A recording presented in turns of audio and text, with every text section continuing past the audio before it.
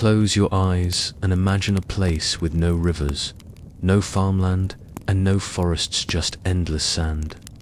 Rising hills of rock and heat that shimmered the air like smoke. This was the land of the Nabateans, a people who carved cities from cliffs, built no navy, and yet quietly controlled one of the most profitable trade monopolies in ancient history. We are somewhere between the 4th and 2nd centuries BCE, deep in the Arabian desert. The Nabateans were not the kind of empire you read about in loud textbooks. They weren't conquerors in the traditional sense. They were middlemen, very, very good middlemen. And what they traded was more precious than gold, at least at the time: spices, incense, and perfumes, luxuries the Greco-Roman world craved but could not grow. Frankincense, myrrh, cinnamon, cardamom, names that today might seem merely aromatic, but in their time, they were practically currencies of prestige. The Nabateans lived in what we now think of as southern Jordan and northern Arabia. Their capital was Petra, that Petra, the city carved into rose-red sandstone cliffs. But in the era we are speaking of, Petra wasn't just a beautiful ghost town for tourists. It was a fortress of economic strategy. The Nabateans didn't build vast palaces or raise mighty armies. Instead, they controlled oases, and oases in the desert are everything. Their strategy was startling in its simplicity. Control the water, control the road. And by road, we don't mean a paved Roman road with milestones and way stations. The incense routes were narrow, barely visible. Trails trodden by camel caravans across endless sands. The Nabateans built and managed a network of stations spaced at the daily travel range of a loaded camel, about 25 to 30 kilometers. Each station had water, shelter, and guards. But the magic wasn't the stations themselves. It was the quiet monopoly they created. You, as a traveler from Yemen with sacks of frankincense, would find yourself funneled into the Nabatean system. You couldn't afford to miss their water stops. You didn't want to be exposed to the dangerous northern tribes who didn't like foreign merchants, so you paid the tolls. Quiet, expected, always rising toll sand moved north, past Oasis. After Oasis, until you reached Petra. There, the Nabateans took your incense and sold it to Greek and Roman merchants, but not before marking it up sometimes by hundreds of %. After all, your resin was the best, but your bargaining power, weak. You needed the water. You needed Petra. They did this without a single major seaport. Their caravans stopped, just short of the Red Sea. The Nabateans knew their strengths. They didn't build boats. Instead, they traded with people who did: Egyptians, Jews, Greeks who brought goods up through ports like Gaza or Alexandria, allowing the Nabateans to remain landlocked yet wildly wealthy, and wealthy they were. Petra was filled not with palaces but with tombs. Great, towering facades, cut from living rock, quiet reminders that Nabateans believed in displaying their wealth in death more than life. Most people passed through Petra only as traders or pilgrims. Few stayed. The city was an engine, not a home, an economic machine disguised as a temple complex. But how did a people with no clear written language, at least none they seemed eager to leave behind, manage such a precise logistical empire? The answer is silence, secrecy, and sand. They trained generations of camel handlers to memorize the routes and guard them fiercely. They trained priests to sanctify incense, raising its value not just in currency but in ritual. They formed marriages not between kings, but between trading partners across tribes. The Nabateans didn't fight for spice. They waited for others to need it. and then quietly collected tolls from the thirsty. Their real power wasn't the product it was the desert. The Nabateans turned sand into leverage. And what about their language? That's a curious question. Their inscriptions were often in a modified Aramaic script, but few Nabatean records remain. Most of what we know comes from outsiders, Greek historians, Roman geographers, and a few scattered trade receipts carved in stone. Could it be that the Nabateans preferred to forget themselves, even as they ran one of the largest trade networks of the classical world? We'll return to that thought later. For now, think of this. Imagine living in a world where your job was not to make the product, nor to consume it, but merely to carry it, protect it, and profit from its passage, in this dry, forgotten kingdom. Of stone and silence, the Nabateans became some of the richest people in the ancient world, and yet, no empire lasts forever. What happens when Rome decides it doesn't want to pay tolls anymore? What happens when sea trade begins to rise? What happens when someone else builds a better road? By the 1st century BCE, Petra was no longer a secret. It had become a glowing ember in the memory of every merchant who ever passed through Arabia. Greek merchants knew its name, Roman generals eyed it curiously, and Nabatean traders, they spoke of it only in practical terms. Petra was not a city in the traditional sense. It was a logistical dreamer, human-made convergence point where desert, trade, and ritual met like clockwork. Picture it now. You've just entered the narrow Sick, a winding sandstone canyon that tightens as you pass through. The air cools slightly. Shadows dance along the rose-pink walls. You emerge into sunlight. Tanned, there it is, Al-Khazna, the treasury. Not a treasury in the literal sense, but the name stuck. Towering columns carved directly from the cliff face. Empty chambers meant more for display than function. It was a message not to enemies, but to visitors. You've arrived at a place that knows how to control beauty and trade was booming. Petra became a midway stop on a 1,000-mile route that stretched from South Arabia, modern-day Yemen, through the desert, all the way to the Mediterranean.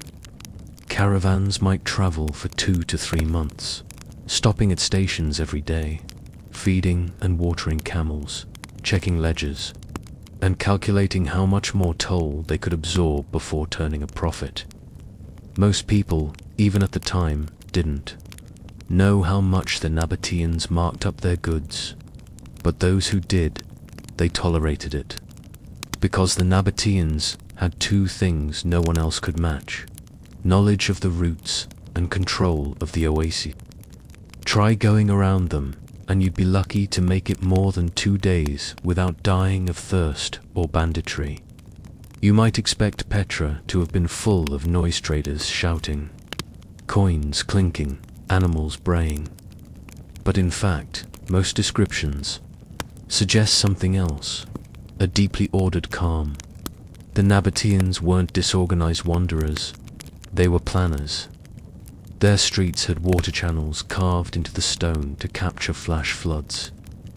Their cisterns, some able to hold thousands of gallons, were tucked inside hills, hidden and protected. They taxed goods, but also protected them.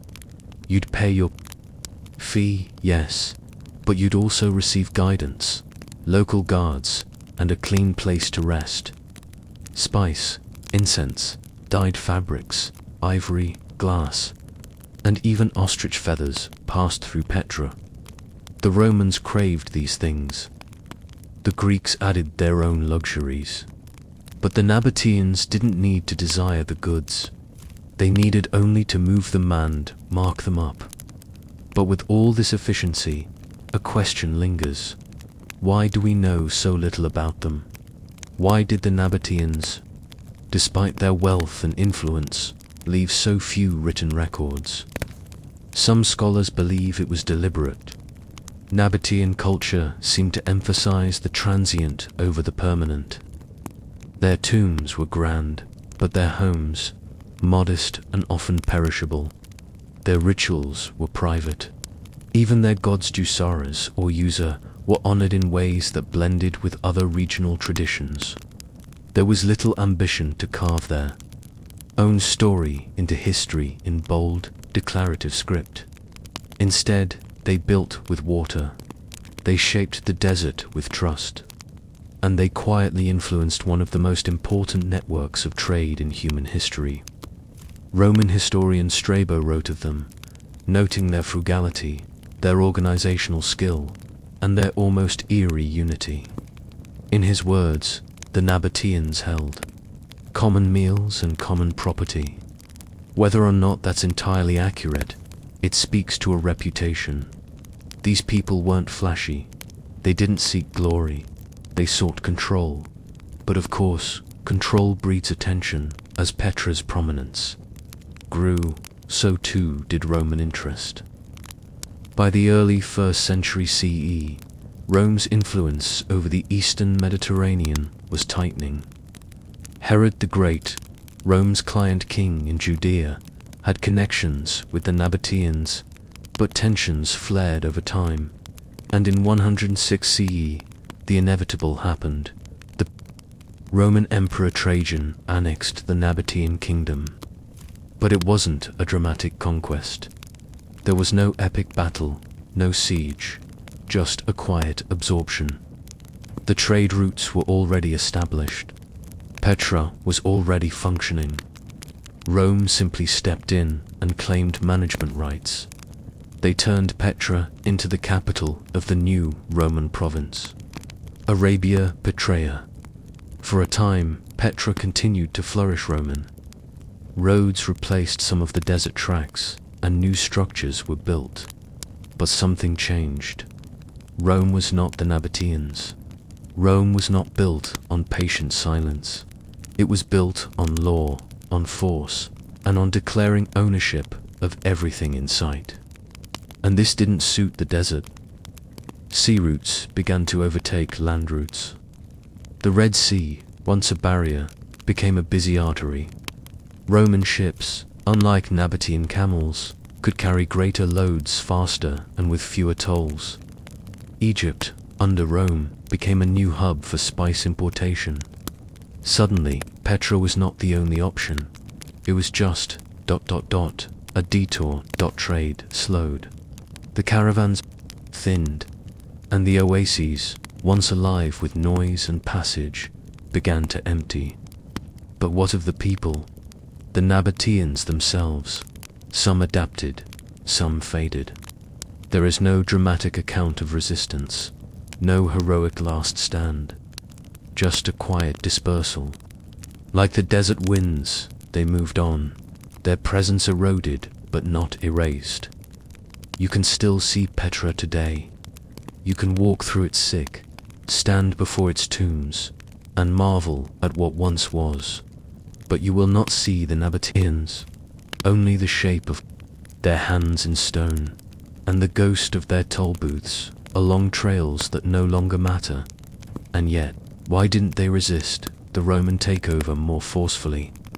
Was it indifference, calculated pragmatism, or had they already sensed that their moment in the sun had passed? When Rome absorbed the Nabatean kingdom in 106 CE, the transition appeared almost seamless. Petra, already built to last, simply carried on its cisterns, still filled with seasonal rains, its temples still standing, and its carved tombs still, echoing the quiet ambitions of a people who rarely shouted. But something had shifted, subtly, almost imperceptibly at first, not in 1 year or even in 1 decade. But over the next century, Petra's pulse began to slow. To understand the decline, you must consider the changing map of the ancient world. Rome was growing more naval, more efficient in its sea-based trade. The very goods that once took camels, weeks to carry from southern Arabia frankincense, myrrh. Cinnamon could now be loaded at South Arabian ports like Cana, shipped across the Arabian Sea, and reach Roman ports in Egypt far faster. Petra, with its oases, its camels, and its taxes, simply couldn't compete, and there were other pressures too. Earthquakes. One in 363 CE is especially noted damaged some of Petra's water infrastructure and sacred buildings. While not enough to destroy the city outright, it signaled vulnerability. The Nabatean way of life, so reliant on careful desert engineering, was not immune to natural disruptions. By the 4th century, Christianity was rising, and pagan rituals that once gave spiritual value to incense were fading. Frankincense was no longer needed in Roman temples that had closed their doors. The spiritual economy that helped fuel the spice trade was unraveling, and Petra, with its incense altars and processional paths, felt the impact. But perhaps the most interesting part of this decline is just how boring it really was. There was no great war that destroyed Petra, no foreign general who set fire to its temples, no epic betrayal. The Nabateans simply became part of something else. Their language evolved, their culture merged with others, their name gradually disappeared from inscriptions. They were not conquered violently, they were forgotten bureaucratically, and in the silence that followed, Petra began to slumber. The great tombs, like Al-Khazna and the monastery, became nesting places for birds and the occasional traveler. Sand crept in, sealing doors. The caravan stations fell into disuse, one by one. The roads, once grooved by camel hooves and littered with clay amphorae, were overtaken by new trade paths elsewhere. Petra faded, not with drama, but with disuse. It wasn't until centuries later, by the early 19th century, that Western explorers began to rediscover Petra. The Swiss explorer Johann Ludwig Burckhardt disguised himself as a Muslim pilgrim in 1812 and wrote about the lost city. Yet the local Bedouins had never lost it. It simply ceased to be globally important, a marvel without an audience today. Petra is a UNESCO World Heritage Site and one of the most photographed archaeological wonders in the world. Tourists come by the thousands, and yet the Nabateans themselves remain enigmatic. Their alphabet was a precursor to Arabic, but their literature, if they had much, is gone. Their gods were worshipped in silence. Their empire was built not on force, but on thirst and sand. So what did they leave us? Not stories of conquest, not long-winded royal genealogies, but something much quieter, an understanding of how power can be exercised invisibly, how control of nature of something as mundane and life-giving as water can fuel a kingdom, how a people without palaces, without navies, and without dramatic legends can still shape the course of global trade, not for centuries, but for a few golden generations. And maybe that's why Petra still feels haunting. It wasn't built to last in power, just to function, quietly and efficiently. At a time when people needed what passed through it. What lesson do we take from a people who mastered logistics, not war? Maybe it's this, that history is often shaped not by the loudest voices, but by those who know where to place the water, how to time the caravan, and when to let go. As the camel caravans wound their way northward through the rocky desert, passing through Petra and other oases, there came a point where the land could no longer carry the load. Sand gave way to coast, and the final handoff had to happen somewhere.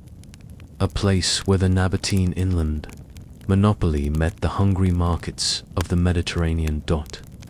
That place was Gaza, not the Gaza you hear of in modern headlines. but an ancient port city that, for a few centuries, pulsed with incense and clove dust, overflowing warehouses, and ledgers so thick they cracked from the salt air. Gaza, in the Roman period, was not a military hub. It was a merchant's endpoint. And for the Nabateans, it was one of the final steps in a long, lucrative dance between desert trade and maritime demand. Close your eyes and step off a caravan at the southern gate of Roman Gaza in the 1st century CE. You were tired. Your camels reek of sweat and dried resin. The desert wind still clings to your cloak. But ahead you see something Nabateans never built themselves. Ships. Tall wooden hulls, Greek sailors shouting, and the heavy scent of wine, olives, and wet ropes. The Nabateans had no ports of their own. They didn't need to build them. Instead, they partnered quietly, profitably, with cities like Gaza, which served as exit points for goods bound for Alexandria, Rome, and beyond. Gaza offered what Petra lacked: shipwrights, scales, scribes, and sea access. But without the Nabatean caravans, Gaza would have been just another coastal town. The partnership was practical. Nabatean traders arrived with sealed amphorae, sacks of incense, powdered perfumes, and rolls of dyed fabric. Roman officials weighed, taxed, and stamped the goods. Local scribes wrote records in Latin and Greek. Coins were exchanged, ledgers marked, contracts signed. But perhaps the most interesting and soothingly boring role in this entire chain was that of the spice, Weighger. In a warehouse near the port, a Nabatean middleman stood beside a set of heavy bronze scales. His job, to ensure that what arrived matched what was promised. This man, whose name is long lost to time, might have weighed 500 sacks of myrrh in a day, calibrating each with little polished stones, ensuring fairness. It was said that his left thumb was flattened from decades of pressing weights. No one remembers his name. But without him, the trade would have broken down. These weighers were often trained from youth, not in warfare or religion, but in arithmetic. Not the kind of dramatic calculations that fill textbooks, just slow, precise, dependable counting. They kept mental records of quantities, marked bags with charcoal, sniffed resin to detect fraud, and sometimes even bit into frankincense to confirm its origin. The genuine Yemeni kind was brittle and bitter. The counterfeit kind, often smuggled through Palmyra, tasted dull. The Nabateans trusted Gaza, but only cautiously. Though Rome now controlled the city, and though the roads had improved, the desert instinct never fully left them. They arrived with armed guards. They didn't sleep inside Gaza's walls unless they had to. Most camped outside, just beyond the Roman tax, booths setting up temporary tents while trade was handled in the warehouses.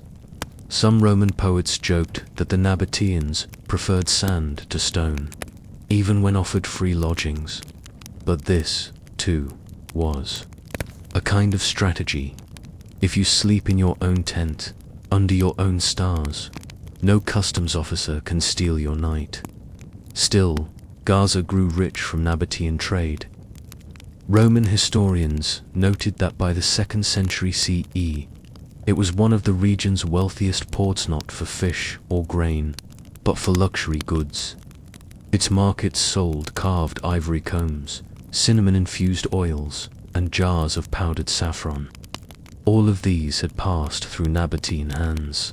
Yet, with all this activity, the Nabateans left almost no monuments in Gaza. No temples, no statues, no inscriptions, not even a carved stone with their gods' names. Just records in Greek and Latin, noting goods received from desert merchants.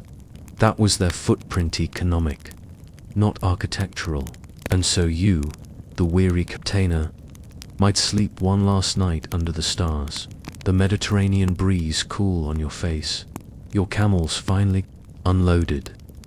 Tomorrow you'd take silver back with you, maybe glassware, maybe letters from Roman clients asking for more. But tonight you'd sit beside your guard, eat a spiced date, and wonder if sea trade might one day make your route obsolete. Why build an empire on sand, after all, if ships could carry more for less? But that question wasn't answered yet, not in this moment. For now, the Nabatean monopoly held. Gaza's docks were still full, the weighers still worked, and the desert still delivered. But how long could such a delicate partnership last when ships were growing bigger, and Roman tastes were growing bolder? By the middle of the 2nd century CE, the spice warehouses of Gaza were busier than ever. If you walked down the long stone colonnades that led from the inland gates to the port, you would pass traders speaking Greek, Nabatean, Latin, Aramaic, and even a few tongues from across the Red Sea. You would see scribes hunched over tablets, drying ink with sand, arguing over exchange rates and weights. And if you lingered long enough, you would eventually smell it: cinnamon, pepper, cloves, myrrh, and other desert treasures that scented not just the air, but the fabric of the city itself. This was not a loud place, but it was a bustling one. Much of the operation here was astonishingly methodical. Goods came into Gaza like clockwork. Camel caravans from Petra arrived on predictable schedules, timed not by calendars, but by rainfall and moonlight. Nabatean logistics operated like a whisper, wordless, practiced, and efficient. Caravans of 50 to 200 camels might arrive together, each animal carrying 2 tightly bound panniers filled with goods that had crossed the Arabian wilderness. These weren't just bags of spice tossed together. The Nabateans wrapped incense and resin in oiled cloth to prevent crumbling. They sealed amphorae with clay and wax to preserve their contents from moisture and mold. They tagged each item with charcoal symbols indicating origin, quality, and ownership. These symbols weren't part of a standardized writing system like Greek or Latin. They were Nabatean marks, recognizable only to those who'd grown up around them in Gaza. The handoff began the moment the camels knelt in the sand. Roman tax officials, called portitores, descended with scales and scrolls. Their job was to assess and collect duties. But while Rome claimed jurisdiction, the Nabateans still managed the flow. They negotiated bulk deals, adjusted prices based on freshness, and quietly controlled who got access to the finest grades. Let's focus for a moment on one oddly central figure: the ledgerman. Not a governor, not a merchant prince, but the person responsible for balancing Gaza's trade logs with Petra's. The ledgerman had a simple stool, a weighted table, and a complex responsibility. Each afternoon, he would tally the weights recorded by Roman officials and compare them against the original desert tallies. If the numbers didn't match, someone somewhere had lied, spilled, stolen, or miscounted. He did not punish, he did not accuse. He simply recalculated, made a note, and reported back to Petra. These ledgermen were often elderly Nabateans, no longer able to endure the desert rides, but too valuable to retire. Their memories were long, their arithmetic sharp, and their trust absolute. If a Roman official undermeasured a spice shipment by even half a kilogram, they'd know. And why did Rome tolerate this? Because the system worked. Nabatean goods meant profit. And as long as Petra delivered, Rome didn't interfere. Meanwhile, local artisans in Gaza took full advantage of the influx. They carved intricate ivory boxes for storing incense. They designed tiny glass bottles to hold perfumed oil.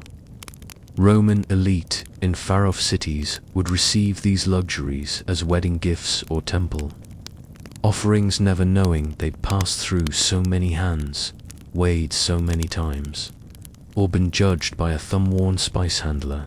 And yet, Gaza's prosperity came with unease, not among the Romans, but among the Nabateans. The whispers had started long ago. Rome was building ships, not just warships, but cargo vessels. And Roman trade expeditions had begun sailing directly to India and Arabia via the Red Sea. What had once taken 70 days on camelback could now be done in 20 by sea.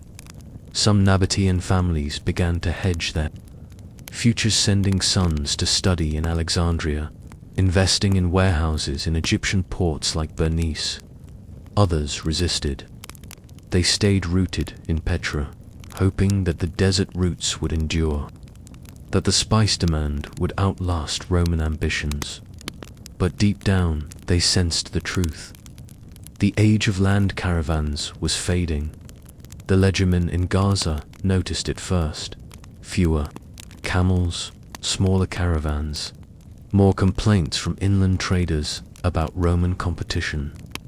Even the local coinage began to shift more Roman denarii, fewer Nabatean issues, and fewer locals were being trained to weigh spice or read the old symbols.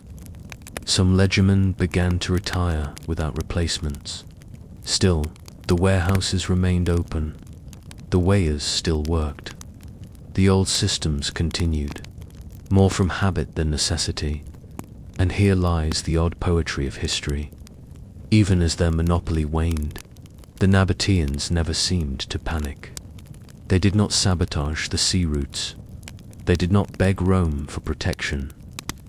They did not fight to preserve what was already slipping away. Instead, they carried on, day after day, shipment after shipment, as though they understood that their role in history was not to last but to function, efficiently and quietly, until the moment passed.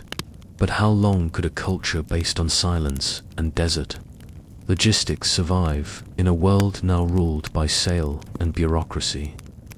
By the late 3rd century CE, the rhythm of Gaza's spice trade had changed. The docks still groaned under the weight of imported amphorae. The streets still smelled of warm cedarwood and myrrh. But the caravans from Petra had become fewer, smaller, slower. No longer the throbbing lifeline of the economy, they were now curiosities, vestiges of a once dominant inland empire that had begun to disappear like morning fog. The Nabatean presence in Gaza never ended with a war, nor a law, nor a fire. Instead, it faded in a strangely mathematical way, ledger by ledger, weight by weight, coin by coin. The last generation of weighers kept working, but they weren't training apprentices anymore. The last legermen scribbled notes no one would read, and one day, someone closed a record book and didn't open another. What replaced the Nabateans was not some conquering people, but paperwork. Roman bureaucracy, expanding and refining itself, began to absorb everything. Roman trade officials, once reliant on Nabatean partnerships, began issuing contracts directly to Arabian ports. With newly constructed Red Sea shipping stations in Egypt and Arabia, goods could be shipped to Alexandria and Rome with fewer middlemen, fewer tolls, and less sand. Rome's appetite for incense had also changed. Christian influence was rising. Temples to old gods where incense had once been burned in vast quantities were closing. Incense became more of a household item than a sacred one. And while that didn't end its trade, it shrank its importance. Gaza still thrived, but no longer as a Nabatean partner. It became a Roman city with Roman rhythms. The old desert timing built around Camel's stamina, moonlight, and oasis distances gave way to tides and shipping calendars. Rome's grip tightened not with war, but with schedule. A few Nabatean families tried to adapt. Some became warehouse managers or interpreters. A few invested in ship cargo, but most lacked the nautical tradition and capital to compete with Alexandria or Caesarea.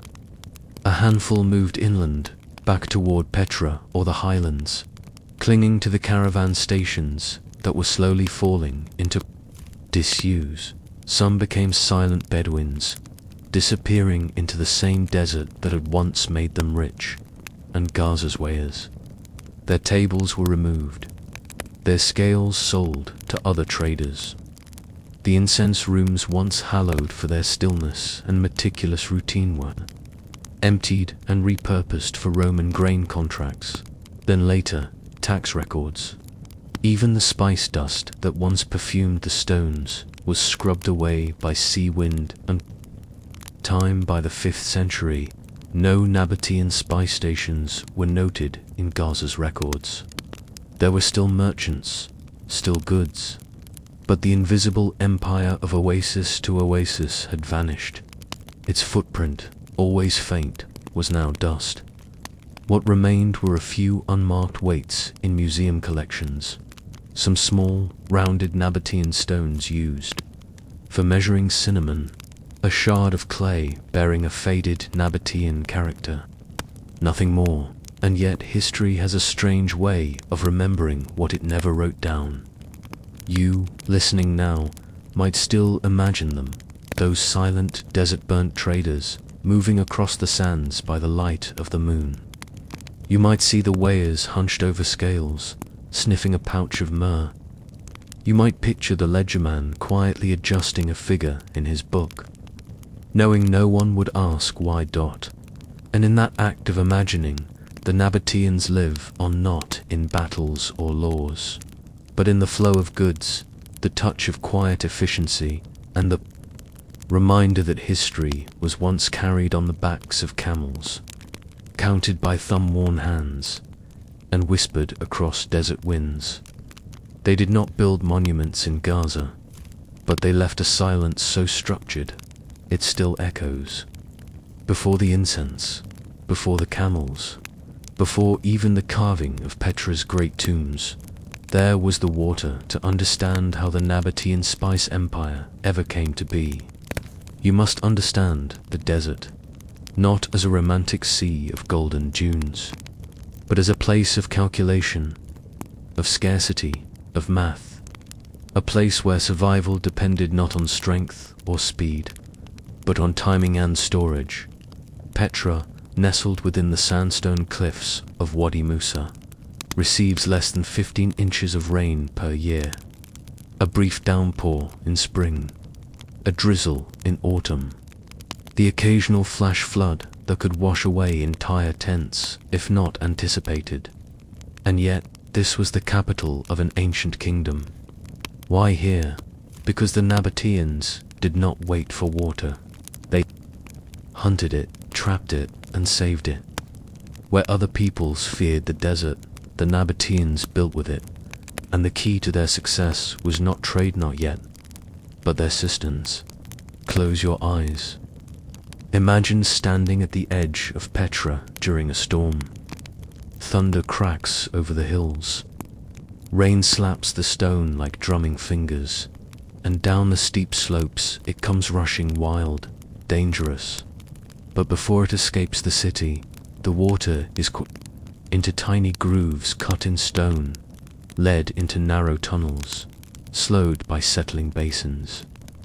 Every drop is pulled into a cistern. These weren't haphazard pits, they were engineering marvels, covered, sealed, and shaped with gentle curves to reduce sediment. Built up, some were carved into the rock, others lined with waterproof plaster. One major cistern alone could store over 200,000 gallons of water, enough 4 months of use. And here enters the most boring and essential figure of the Nabatean economy, the cistern keeper. He wasn't a priest, he wasn't a merchant, he wasn't famous, but he held the keys to the water. Each cistern keeper knew the rainfall patterns, the cracks in the rocks, the signs of evaporation. They made daily rounds, checking levels, patching leaks, covering access ports to keep out insects and waste. Some carried long poles marked with inked gradations to measure depth. Others tapped the stone walls, listening for the sound of hollowness. They weren't paid in silver but in shares of security. A cistern keeper with a good year might be gifted a camel. A bad year could see him quietly replaced. But the true reward was community trust. In the desert, there is no wealth greater than knowing where the water is. The keepers worked in silence. Most lived near the edge of town, close to the cisterns themselves. They rose before dawn, when the air was still cool, to inspect moisture levels and condensation. At midday, they recorded measurements using knotted cords or charcoal marks on stone. Some wrote simple notes in Nabatean script, though most used symbols. Their tools were primitive: clay jugs, polished scoops, thick lids made of wood or stone. And yet, their impact was vast. For without these keepers, the caravans could not rest. The incense route would never have flowed. Petra's markets would never have opened. And the great tombs, so often admired, would have been lifeless. The Nabateans did not worship water, but they revered its management. Their gods lived in high places, but their faith was made real in stone gutters and sediment filters. They did not build aqueducts like the Romans. They did not plant lush gardens like the Persians. They built storage that waited patiently for the next storm.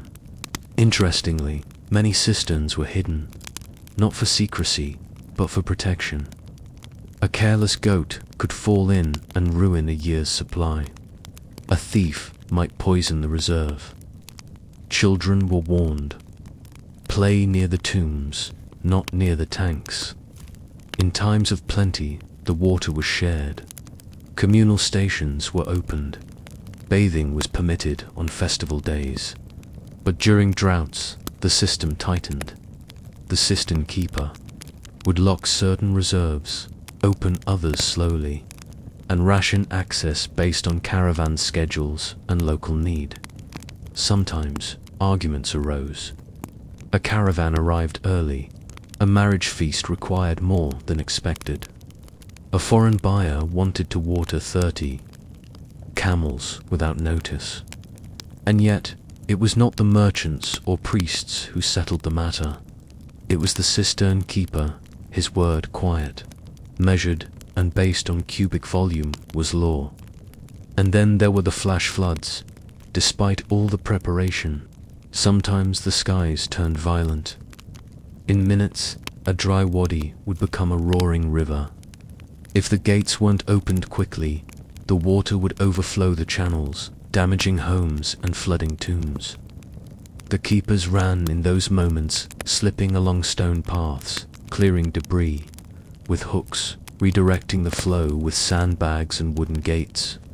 It was the only time they moved quickly.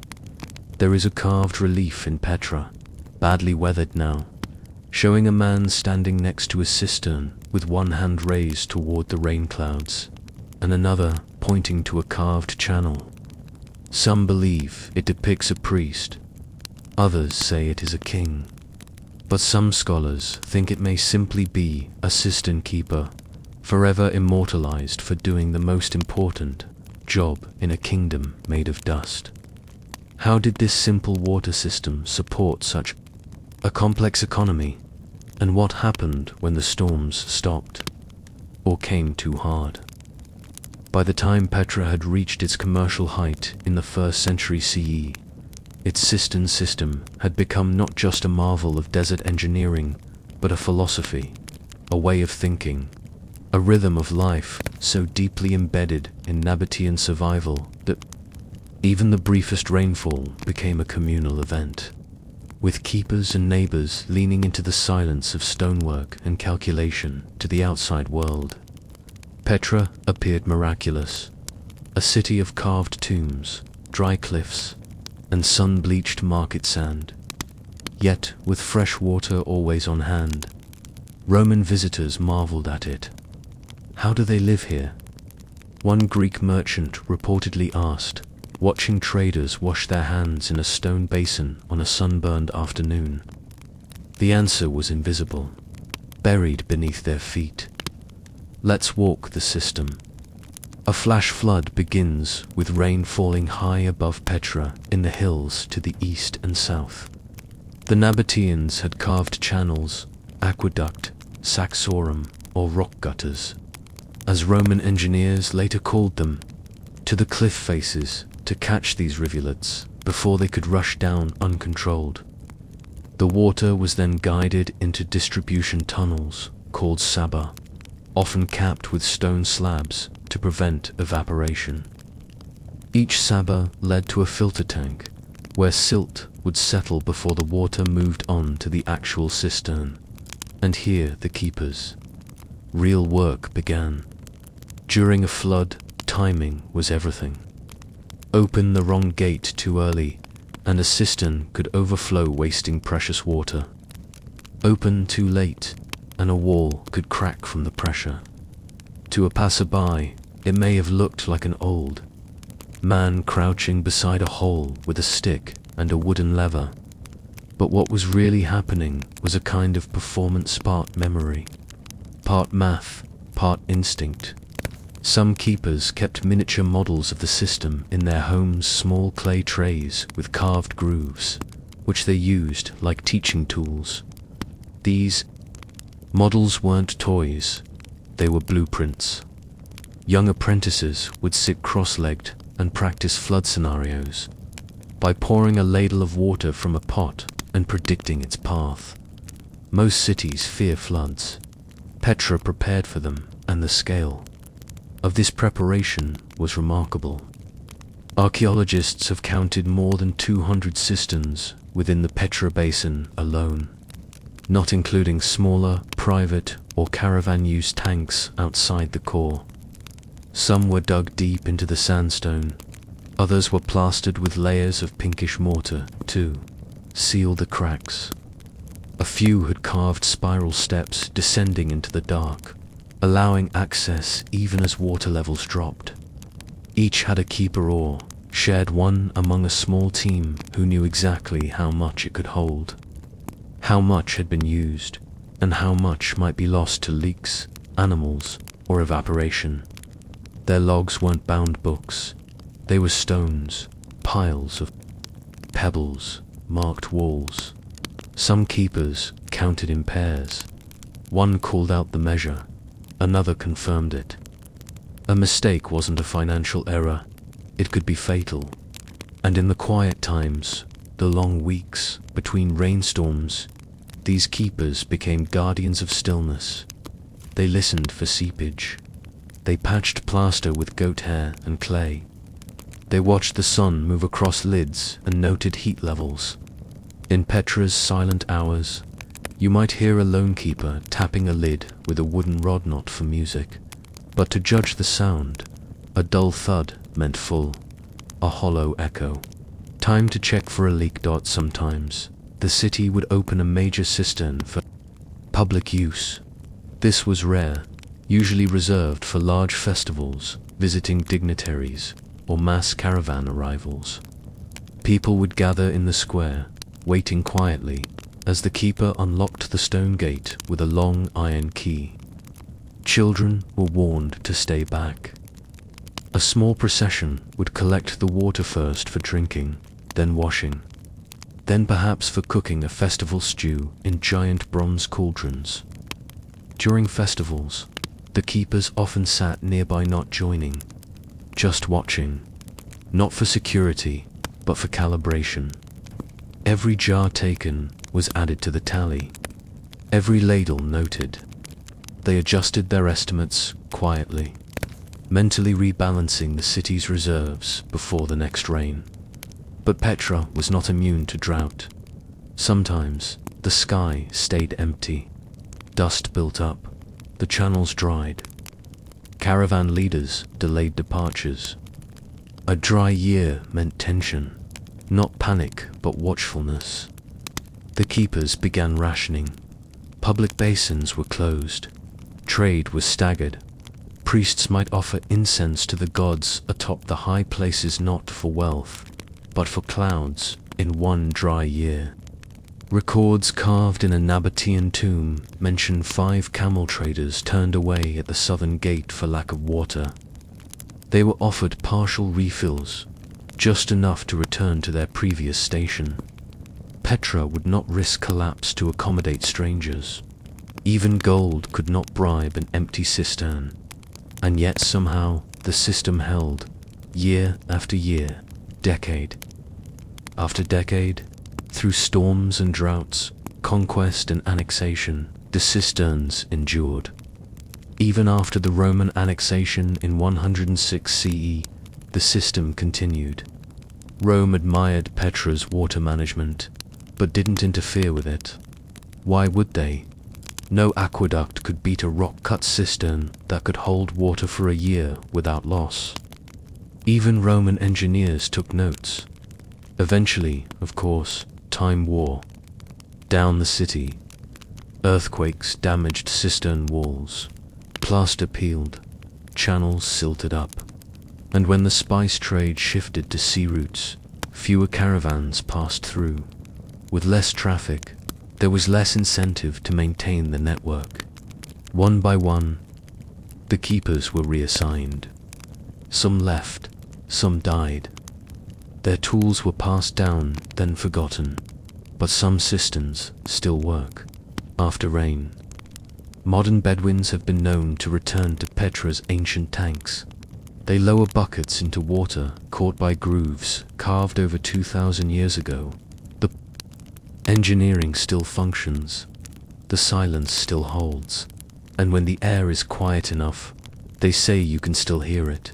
The faint drip of water echoing in a stone chamber, as if counted by a man with no name, wearing a robe the color of sand, keeping watch over a drop that fell before Rome ever ruled the desert.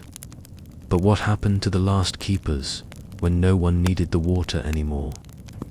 In the twilight centuries of Nabatean Petra, long after Rome had absorbed the kingdom into its folds, the cisterns still remained. The tombs still watched from the cliffs, and the great carved facades caught the morning sun but fewer feet passed beneath them. The desert was quiet, and the keepers kept counting by the 4th century CE. Petra was no longer the bustling hub of desert commerce it had once been. The incense trade had rerouted. Maritime shipping lanes through the Red Sea carried spices faster and cheaper. Rome's focus shifted westward. Even the great caravans that once thundered through the sick arrived only now and then, smaller, less predictable. The city did not die. It dried out, but some stayed. The last cistern keepers weren't engineers in the Roman sense, nor officials in any formal bureaucracy. They were descendants men whose grandfathers had carried water scoops and walked the stone paths between tanks. They stayed not because it was profitable, but because the system still functioned. And in Petra, functionality was sacred.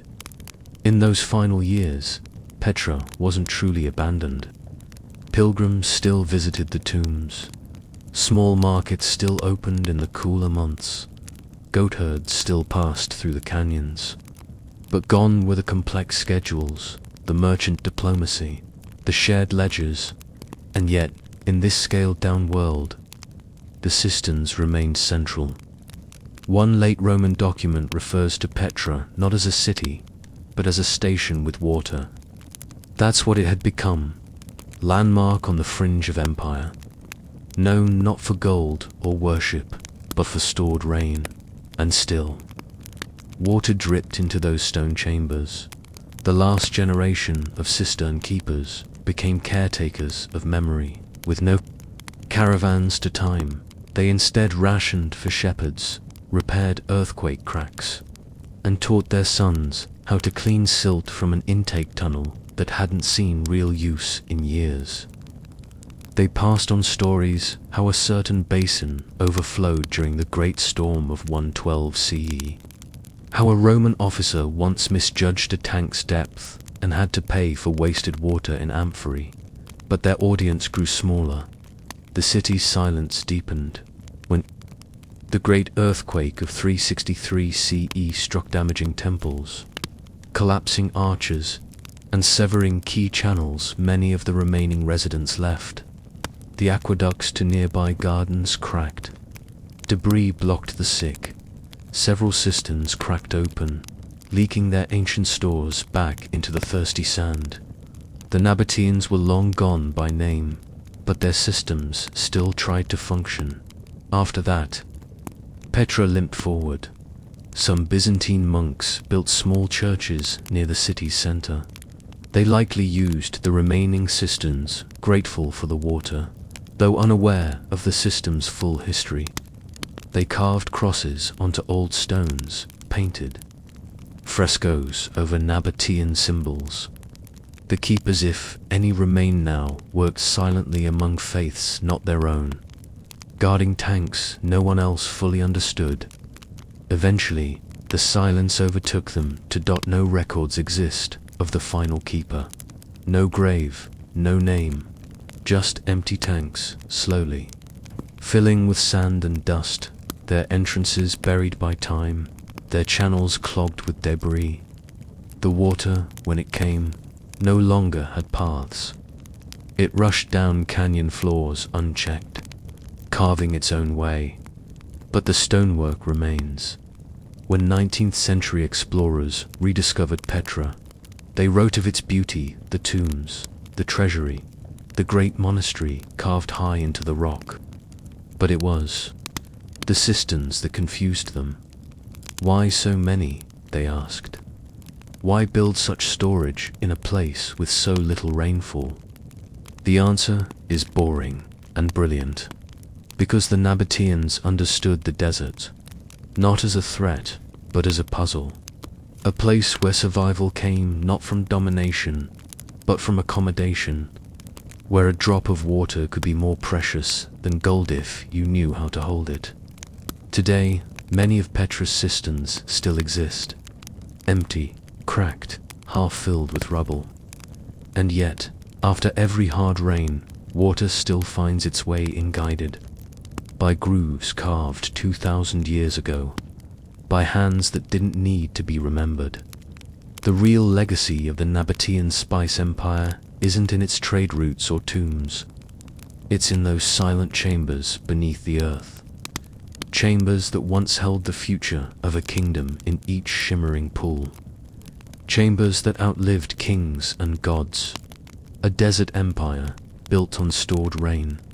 A city that fell, not with fire or conquest, but with evaporation, and the cistern's weight still carved in patient stone, asking no questions, needing no keepers, holding space for a rain that may never return.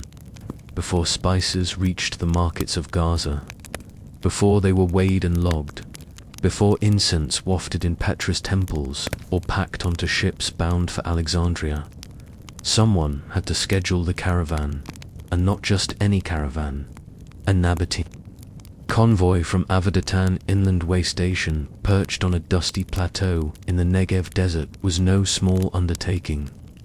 A full caravan could consist of 100 to 300 camels, plus herders, guards, spice handlers, repairmen, water scouts, and even scribes. They didn't simply head out, they departed like a floating desert city, and someone had to decide when. That someone was the scheduler, not a glamorous title, not carved into cliffs, But for over 2 centuries, the caravan scheduler of Avdat held more sway than the average merchant prince. With a thin wax tablet, a worn reed stylus, and a cracked map, on a wooden desk, this figure coordinated the Nabatean world's invisible rhythms. No one worshipped him, but all waited for his signal. Let's go back to the 1st century. BCE. You are standing in the scheduler's courtyard, surprisingly modest, shaded by reeds. Around you, spice sacks are being weighed, camels groaning under test loads, and handlers murmuring in low Nabatean script. But you, as a trader, can't leave until the scheduler approves your slot. Why? Because the desert is not a void. It is a web of rules, weather, wells, tolls, and moonlight. First, there is the wind. The desert wind in this region, called the Sharkia, can kick up sand in violent blasts that lasts for days. The scheduler knows this. He's been reading dust patterns on the eastern horizon since he was a boy. If the wind is forecasted to rise, your departure is delayed not by hours, but days. Next, there's water timing. The scheduler knows that a specific cistern for days out, say, at Kaiser Albent, has recently been refilled. That means your caravan must reach it in exactly 3.5 days to benefit. Too early, and there's no access, the guards won't open it. Too late, and another caravan might drain it. Then there are the toll notes. Each Nabatean route cross checkpoints, some run by local clans, others by Nabatean officials. The scheduler has pre-arranged payments with each. Some are paid in silver, others in saffron, others in promises of returned favors. These notes are physical, reed scrolls dipped in pitch and stamped with Nabatean seals. The caravan leader must carry them manned, only the scheduler issues them. Once your place is confirmed, he also knows which clans are feuding, which trails are eroded, which guards at the western pass are on duty and prefer which bribes. This isn't just scheduling, it's choreography. And if you wonder why all this isn't written down somewhere, it is, but not where you can see it. The scheduler keeps a master scheduler thin wax tablet etched with timelines, symbols, and micronotes. In shorthand, Nabatean script. It's barely legible to outsiders, but to him, it's a map of time. It tells him that caravan number 42 must wait 2 extra days for the moonlight to rise over the South Pass. That caravan number 39 will lose 2 camels to rocky paths if sent before the sand settles. He doesn't shout orders, he just nods. You go when he says, not before. And here's the truly boring part. The scheduler doesn't travel. He's never ridden a full caravan. His knowledge is inherited past from the previous scheduler through stories, mistakes, and dust-flecked journals. His hands are soft. His feet rarely leave the shaded plaza. And yet, he knows the desert better than anyone. On it, he trains no apprentices, not officially. But there's always a boy hovering nearby, watching how he tilts his head toward the east, how he scrapes his stylus when a toll note needs renewing. And maybe, years later, that boy will become the next scheduler, quiet, accurate, half-forgotten. Some believe the scheduler was a holdover from older traditions, part priest, part clerk. But by the time Rome came knocking, his role had become purely bureaucratic, a facilitator of efficiency in a land that had none to spare. And so, if you wonder how the Nabatean spice monopoly moved so smoothly, how shipments arrived in Gaza within days of Alexandria's requests, how Petra's markets never ran out of cinnamon during holy months, how incense arrived dry and intact. It was not just the traders or the cisterns. It was because someone in Avdat was counting the moonlight, feeling the wind, and scratching time into wax. But what happened when Rome arrived, and their own scheduling systems clashed with this ancient desert rhythm? At first, the Romans didn't understand the Nabateans. When they annexed the Nabatean kingdom in 106 CE, they expected resistance, or, at the very least, chaos. But what they encountered instead was something both frustrating and impressive: silence. Systems, quiet networks of traders who did not speak unless necessary, did not fight unless cornered, and ran their desert economy like a water clock, one drop at a time. And so Rome decided to integrate, not destroy. But the first conflict came not with swords, but with schedules. The Romans, ever fond of measurement, brought with them the Julian calendar, fixed dates, official markets, and appointed seasons for taxes and trade. Everything would now be based on calends, nones, and ides. They posted edicts in Latin at Avdat's gates, hoping the Nabatean trade machine would adapt accordingly. But the Caravan scheduler did not. He still worked in shadow. He still read the wind and the sky. He still issued toll notes on lunar timing. He still counted travel by phases of the moon and the color of sunrise. To him, the Roman calendar was irrelevant. A caravan could not be scheduled by March 3rd if the southern pass was still flooded. Incense could not be carried across a salt flat if the wind was rising. The Roman officials posted fines, threatened sanctions. They demanded the scheduler provide written caravan rosters ahead of time. But the scheduler didn't argue. He simply didn't comply. Instead, he offered what the Romans eventually learned was a compromise. Translated silence. 1. Roman report from the early 2nd century CE notes that the scheduler submitted a list of trading dates carved on olive wood tablets, which made no sense to the interpreters. The symbols were Nabatean, time markers based on rain memory, rock shadow angles, and camel leg fatigue estimations. Eventually, a few Roman officials realized what was happening. The Nabateans weren't being disobedient. They were accurate, in a way the Roman system couldn't match. So Rome adapted. Instead of replacing the scheduler, they began working around him. A Roman governor in Bostra began issuing desert permits that corresponded loosely to the scheduler's own notes.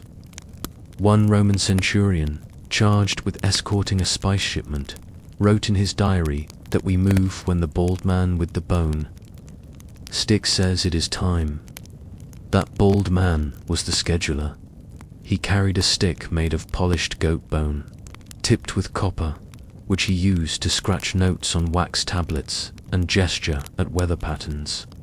It was rumored he could tell, by watching the dust on the edge of a cliff, whether a caravan should leave within the next 6 hours or delay a day. He never explained how. Meanwhile, the scheduler's network grew even more invisible. He no longer issued just toll notes and departure signals. He began coordinating with Petra's weighers, Gaza's tax handlers, and even the monks in the Sinai who managed isolated water wells. He used the simplest of tools: sealed reed scrolls, hand signs, scent-marked pouches. The logistics were astonishing.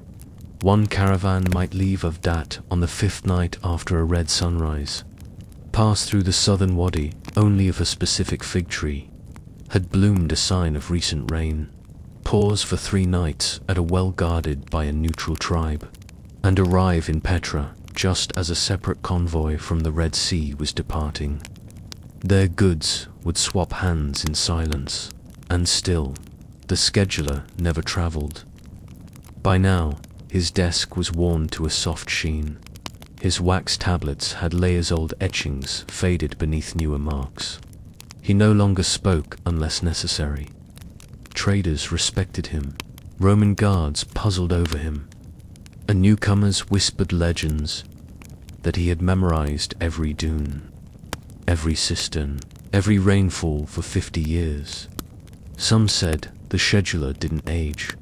Others claimed there were multiple schedulers, trained to behave identically so no outsider could track the transition. But the truth was simpler. The scheduler was not a person so much as a role, a Nabatean concept embodied in one man at a time, whose job was to keep the desert flowing with the precision of wind-blown sand.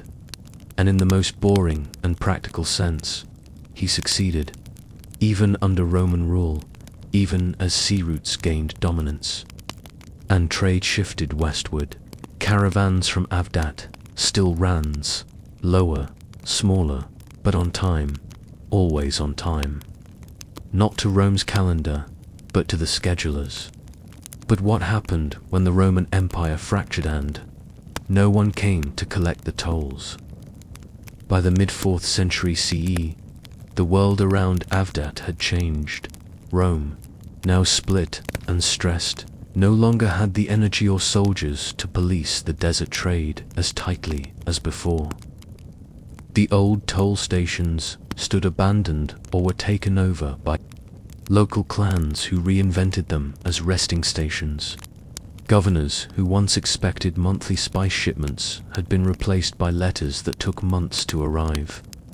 The sea routes through the Red Sea and up to Alexandria had begun to eclipse the desert altogether, and in a quiet corner of the station at Avdat, the scheduler still sat, but fewer traders came.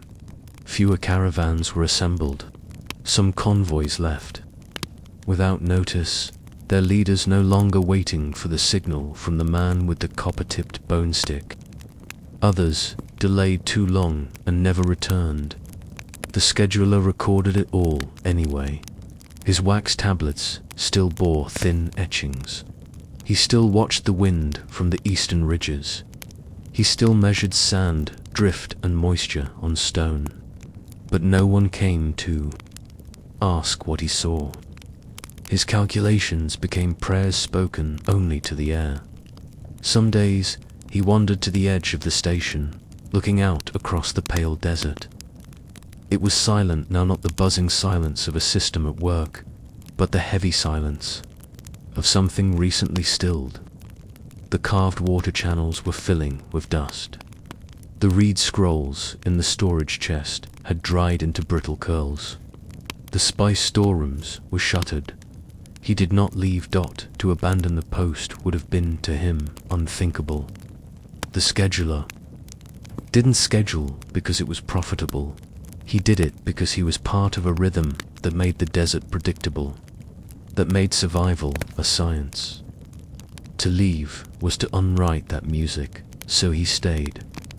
Some stories told centuries later by Bedouin travelers mentioned an old man who sat outside the ruins of Avdat, marking lines in the sand with a stick, whispering dates no one knew.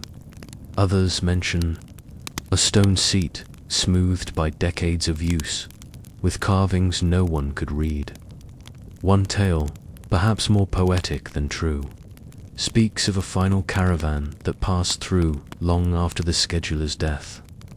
Its leader found a wax tablet buried in the sand. On it were notes for a journey that had never taken place, wind readings, water levels, toll predictions. He followed them anyway, and they were accurate. Archaeologists have since uncovered small finds at Avdat, a broken wax tablet, a bone stylus, fragments of sealed scrolls with Nabatean characters, half fated by sun and wind. No great monument, no tomb, just tools. And yet, in their simplicity, they tell a quiet truth that for centuries, long before GPS or maritime charts, before clocks or customs officers, an empire moved on the strength of schedules that only one man understood. He did not build roads, he built timing. He didn't draw maps, he measured silence. And as the desert winds sweep across Avdat's ruins today, you might still imagine him hunched over a wax slate, waiting for the wind to change. Noting that the rain had come too soon this year. He is gone, but the desert, somewhere deep within itself, still waits for his signal. You arrive in Petra not at noon, not even at sunrise, but deep in the blue hush before dawn. The sandstone walls around you glow faintly in the cold light of the stars. There are no merchants shouting yet, no camels yet stirring in the pens. But one part of the city is already alive, the baker's quarter. It does not look like much. Just a long, narrow alley carved into the cliffside, lined with soot-marked doorways and low, round ovens built of pinkish bricks. The scent is what draws. You, unearthly, nutty, and warm.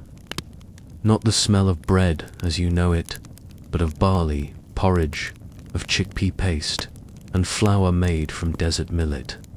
And beneath that, ash, wood smoke, and something almost sweet. The lingering burn of date syrup mixed into a batter, drying. In the air inside these dim bakeries, someone is grinding flour, not with large wheels, not with teams of oxen or Roman mills.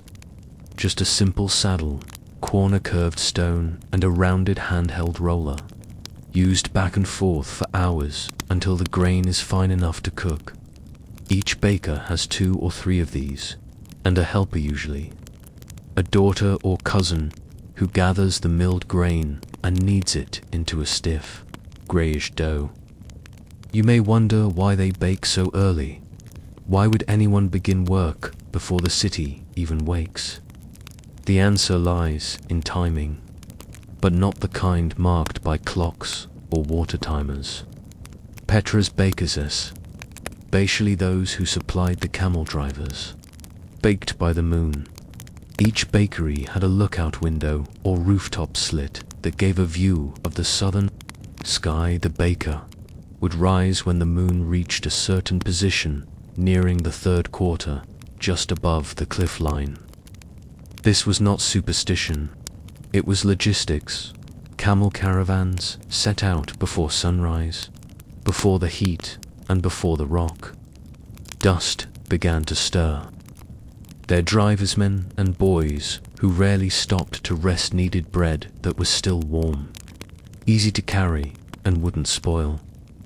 That meant it had to be baked during the darkest part of the night. And so, for a brief window each evening, the moonlight became their scheduler. It's easy to forget, in an age of digital timers and mechanical precision, how much of ancient life depended on For Petra's moonlight bakers, a clouded night could shift everything. A sandstorm might obscure the stars, and they'd start late. A full moon might overexpose the sky, throwing off their reading. Sometimes they argued to bakers, shouting, over whether the Pleiades had risen yet. But they always found a rhythm. They had to. You walk farther in and find an older Bikara, woman with flour caked into the creases of her hands, kneeling beside a fire basin. She is making ash cakes. These are not elegant. A thick dough of millet or lentil flour is formed into palm-sized discs and placed directly into the coals. After a few minutes, the cake is flipped, brushed off, and wrapped in goat parchment. The outside is hard, the inside soft and steaming. This is caravan bread, durable, dry, high in calories, flavored with sesame or dried herbs if available, or just salt and smoke if not. Each cake is meant to last 3 days. Most bakeries produce dozens of these per night. Some specialize in soft breads for priests or temple workers, but the moonlight bakers those who work by the sky focus on caravan fare, and they are quiet about it. No signs, no prices, just wrapped cakes stacked beside the door, ready for pickup before the sun rises. And it's not just bread. These bakers also make lentil, slabs thick, baked patties of mashed lentils mixed with barley, cumin, and animal fat. The mix is poured into clay trays, baked until firm, and left to cool in the open air. The result is a chewy, protein-rich bar that can be eaten cold or dropped into boiling water to make a stew on the trail.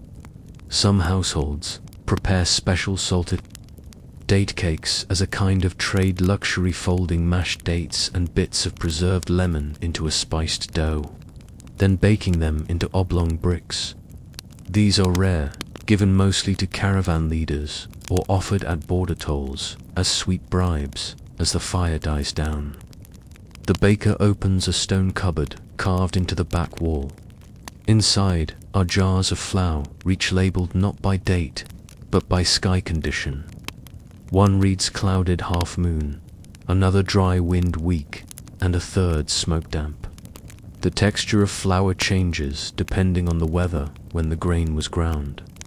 A seasoned baker knows which flour to use based on the caravan's needs. Dry flour for long trips, damp flour for next day markets. It's a kind of science passed down verbally, never written. Some baker families use flour songs, chanting a slow rhythm as they grind to ensure even texture. Others count strokes or listen for a change in the stone's sound. In these ways, they know how much to grind without measuring. When Roman visitors first encountered these bakeries, they were unimpressed. No wheels, no mills, no spice shops, one Roman scribe wrote dismissively. Bread is made by women under starlight, with no visible order. He missed the point, because here, bread isn't sold. It is timed. The success of the Nabatean spice monopoly relied not just on camel speed or water storage, but on these quiet routines, on reliable calories, on portable meals, on knowing when to start the fire and how long it would last.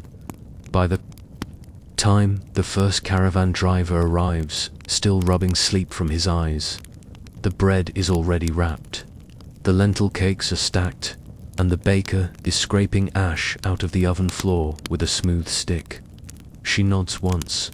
He pays in coin or salt.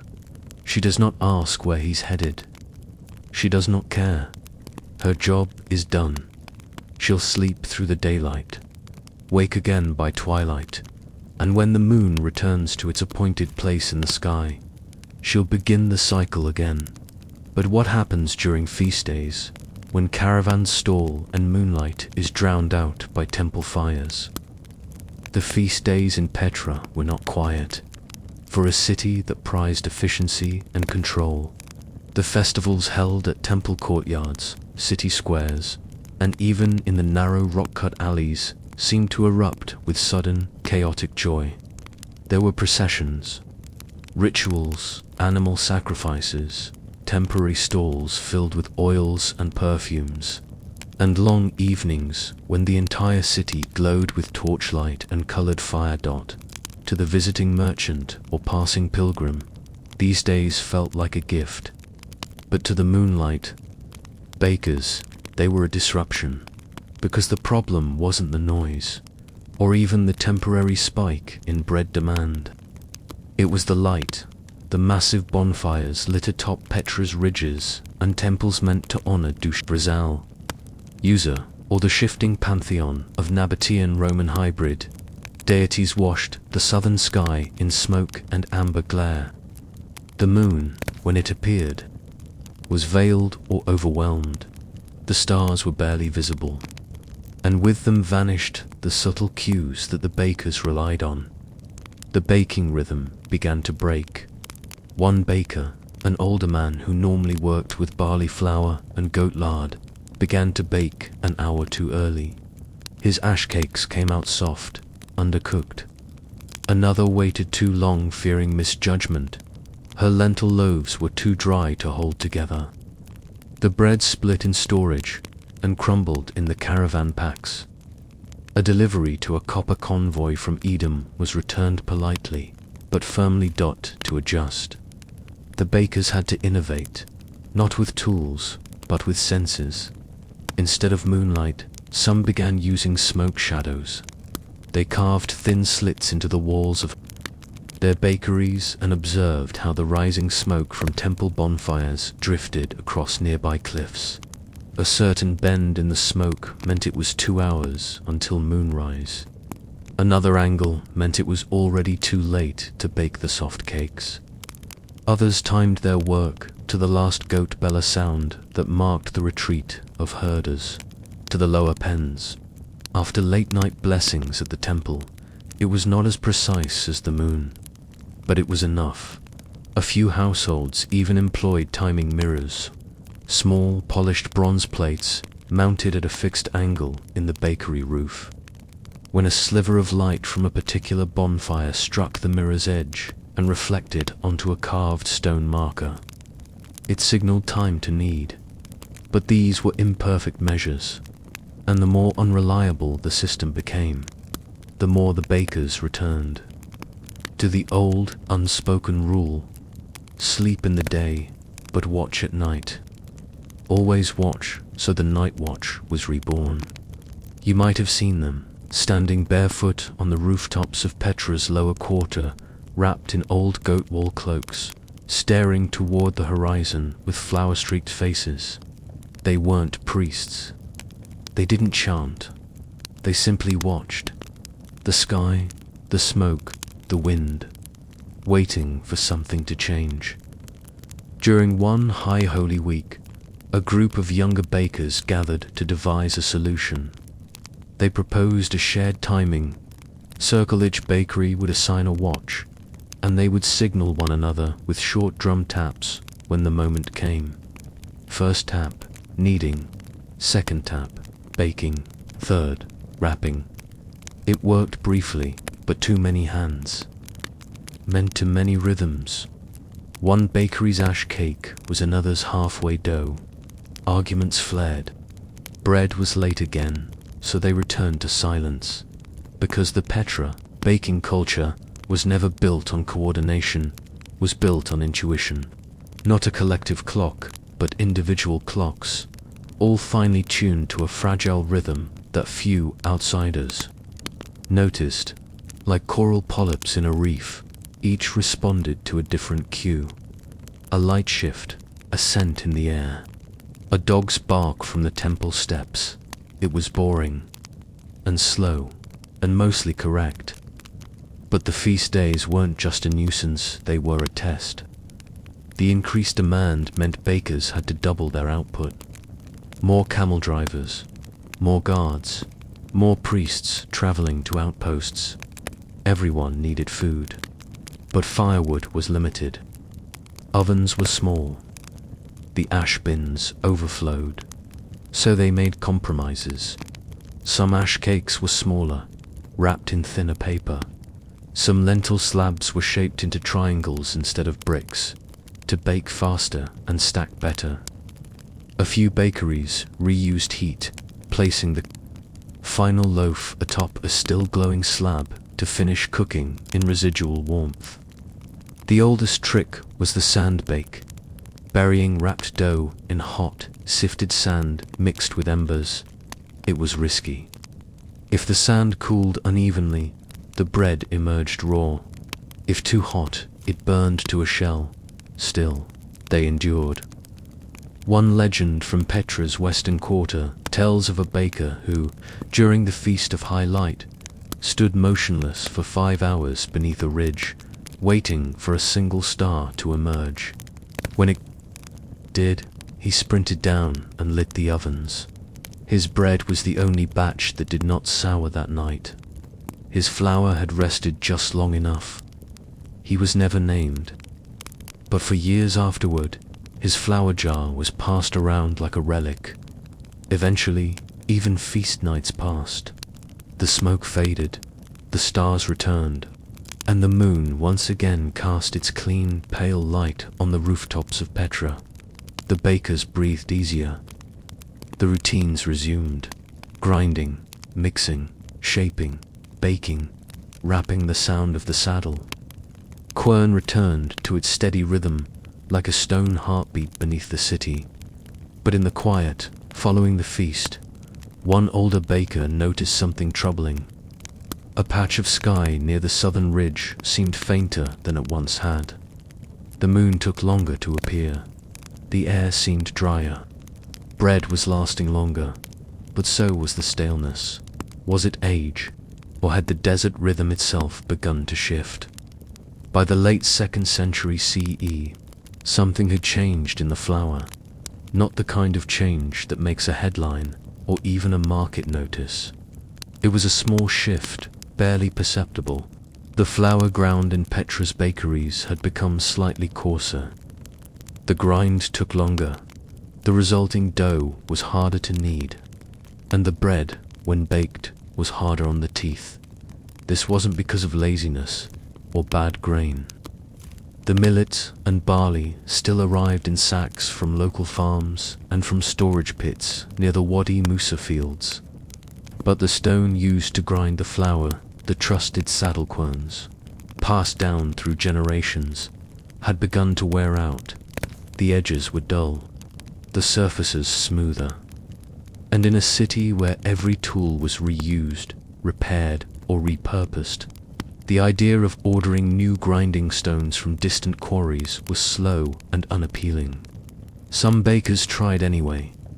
A few new querns arrived, shipped awkwardly in wool-lined crates. But they were too smooth, or too rough, or too foreign in feel. And so the old stones remained half-trusted, mostly remembered. It was the beginning of a larger slowness. Caravans began to depart later. Not dramatically just half an hour here, a day there. But the moonlight baking schedules began to slip. The stars no longer aligned quite the same with the carved oven windows. A slight tilting of a distant ridge, perhaps caused by erosion or the slow shifting of the sandstone, threw off some bakeries' carefully aligned starlight guides. One baker noted that the third star in the triad, which had always signaled the rest time, was now barely visible during feast weeks. Another had to add extra firewood to finish the bake, as the dough had begun to hold more moisture. "The air is too thick now," he muttered to his cousin. "It needs against us." It was a quiet decline, no fire, no invasion, no grand decree, just slower bread. Even the parchment used to wrap the ash cakes had begun to fray earlier. Goat parchment had grown thinner as herds shifted farther south due to dry seasons. The bark ties snapped more easily. Some bakers switched to folding the bread in linen pouches, but these retained heat poorly, and the bread went stale faster. And caravans began to notice. A few grumbled. One leader complained that the lentil bars from Petra cracked at first, bite and made his camel drivers irritable. Others simply began carrying extra supplies from other stops-baked figs from Zoar, pressed wheat slabs from Moa. The Petra bakers, though still respected, were no longer exclusive. One by one, some bakeries closed. Not loudly. There was no announcement, but a shutter didn't open the next morning. A grinding stone was found left uncleaned. Flour jars were emptied and not refilled. The owner had likely left for another town, or perhaps married into a weaving family. The moonlight oven cooled, but a few remained. The old woman in the southeastern Aline, now mostly blind, still rose at moonlight. Her niece helped guide her hand to the flour jars. Her hearing had grown sharp enough that she could distinguish the readiness of dough by the faint change in its bubbling rhythm, and she baked, not for profit, not for caravans, but because one had told her to stop. Another baker was responsible for feeding. Camel drivers bound for the Gulf now baked just a dozen loaves per week. He sold them to the stonecutters, who still carved tomb facades into Petra's ever-crumbling cliffs. The bread was stale by morning, but the workers didn't mind. "It holds better in the dust," one of them said. Still, the skies grew quieter, not literally but symbolically. The stars that once guided every act of kneading, shaping, and firing were now less trusted. The moon no longer scheduled the city.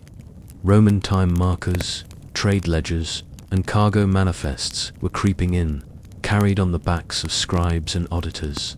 A small Roman bakery opened on Petra's western edge, using raised ovens and imported wheat flour from Alexandria. The bread was whiter, softer, neatly shaped, but it had no scent, no smoke, no story. It was efficient, forgettable, and so the Petra bakers slowly became ghosts of their own trade, but not forgotten centuries later. Archaeologists would unearth oven floors blackened with date paste residue, clay pots scorched in circles, and bone flour scoops marked with scratch tallies. They'd find roof slits in precise alignments to constellations that no longer shine. In the same sky, they'd speculate about the purpose of mirrored bowls, sun-marked flour jars, and layered ash bins, and they'd misunderstand. They'd think it was ritual, maybe magic. They'd miss the boring brilliance that for centuries desert bread was timed by the stars, measured by shadows, and eaten by men who rode camels across a quiet empire. Nothing more and everything the Nabatean spice monopoly did not thrive on power alone. It thrived because someone, somewhere, was baking the exact right bread at the exact right hour for someone else to carry across 1,000 miles. And that bread did not rise by itself, it rose by moonlight. It always began with a scent. Before a caravan was seen, before the camel bells echoed through the ravines leading into Petra, the smell arrived first. Sharp, clean, citrusy, with a trace of earth and something like burning honey. The Nabateans called it labinu, the Romans a libinum, and the temple priests, when they inhaled its smoke, called it a bridge to the divine. But in reality, frankincense, like every other sacred good, began in crates. If you had wandered into one of Petra's scent-packing chambers in the late 1st century CE, you would not have been overwhelmed by beauty. There were no polished marble floors or ornamental carvings here. The chamber would have been dim, the walls marked by soot and sealed with a chalky plaster to trap in the fragrance. The floor was bare rock, and the air was thick, not fragrant, like a garden, but heavy like a closed apothecary. And in the center of the room, the resin sorters. You might have expected priests or merchants, but the work of grading and packing incense fell to a specific class of Nabatean laborers, neither slaves nor tradesmen, but somewhere in between. Often older women or widowed men, those with sharp noses and steady hands. Their job was not just to pack the frankincense, but to understand it. They worked on scent floors broad, flat stone slabs divided by shallow grooves. Each groove held a different grade of resin. The freshest nuggets, whitish and translucent, like teardrops hardened midward placed in the upper left. These would be bound for temples in Petra, Damascus, or Rome. Mid-grade pieces, more yellowed, more brittle, were bundled for civic ceremonies or elite funerals. The lowest grade, often dusty and mixed with bark, was sold by the sack to spice merchants for perfume blending or traded at remote outposts. But the classification was entirely by smell. Each sorter had their own scale of aromasom-used pieces. Of linen dipped in resin, others simply held the nugget to the nose and judged whether it was bright, smoky, or flat. A senior packer might mutter things like, "This one smells like evening smoke, it's 3rd grade at best," or "Keep this near the temple crate, it blooms." Sometimes a sorter would chew a fragment not to eat it, but to test its bitterness. A pure piece would taste sharp resinous, with a clean afterbite. Inferior lumps crumbled, turned sour, or left a chalky grit. If someone spat immediately, you knew it wasn't going in the priest's shipment. And once sorted, the resin had to be wrapped, but not with just anything. Temple-grade frankincense was wrapped in date leaf parchment, pressed and stitched with reed, fibers dipped in olive oil. These little bundles were then packed in ceramic containers, each marked with a faint Nabatean symbol denoting grade, destination, and season. The date of packing was not included. Instead, the month was implied by the wax color used to seal the container lid. Mid-grade incense went into cloth pouches, stitched shut with camel gut. The bottom tier tossed into grain sacks, mixed with ash to prevent sticking, and sealed with a wax stamp showing nothing more than the city seal, a stylized sandstone cliff with 3 dots beneath it. Petra, but the scent mattered more than the packaging, because priests, aristocrats, and urban elites across the Roman world were becoming scent-literate. They could identify whether a resin had been packed during the first cut of the season, early summer, freshest sap, or from the drier second harvest. A discerning priest might accuse a temple servant of burning smoke from the bottom sack, a subtle insult suggesting that second-rate offerings were being used. This made the Nabatean splitters gatekeepers of spiritual credibility. The pressure was immense. If a temple in Alexandria received a shipment and found it burned too fast or left a bitter smoke, the entire packing house might be fined or worse, replaced in the supply chain. This was no small concern. The Nabatean monopoly on spice and incense relied on trust. Trust that what left Petra as resin would arrive as a sacred scent, not as crumbled bark. And so, quality control began to mimic. Ritual. Once per week, a supervisor would light a sample of each grade in a small incense burner inside the packing house. The burn rate, smoke, color, and scent were noted aloud. Rises, clean. Holds, no bite, or too wet. Pack last. These phrases became almost like liturgy, boring, slow, scent-based chant. Even more fascinating were the quiet politics.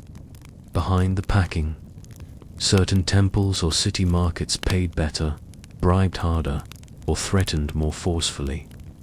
The Temple of Bel in Palmyra was notorious for rejecting shipments that didn't pass its 4-rise test, a strict measure where the incense had to emit for visible curls of smoke before dissipating. The sorters adjusted accordingly. Slightly fresher batches were reserved. A little cedar oil was added to drier lumps. It wasn't fraud, it was optimization, still. The sorters never rushed. A single container of temple-grade frankincense might take 2 full nights to prepare, and always by lamplight, never open flame. A single spark near the resin and the whole batch could ignite. The packing rooms were windowless for this reason. Light came only from shallow oil bowls suspended on wall hooks, their flickering glow giving the sorters' faces a tired, golden glaze. And here's where the story takes its most Nabatean turn, because even fragrant something as ephemeral as smoke had its own toll note. Before a shipment could leave Petra, the scent sorter would write a scroll of certification, usually no longer than a handspan. It listed grade, number of containers, and the expected number of temple burns per ounce. It wasn't a legal document.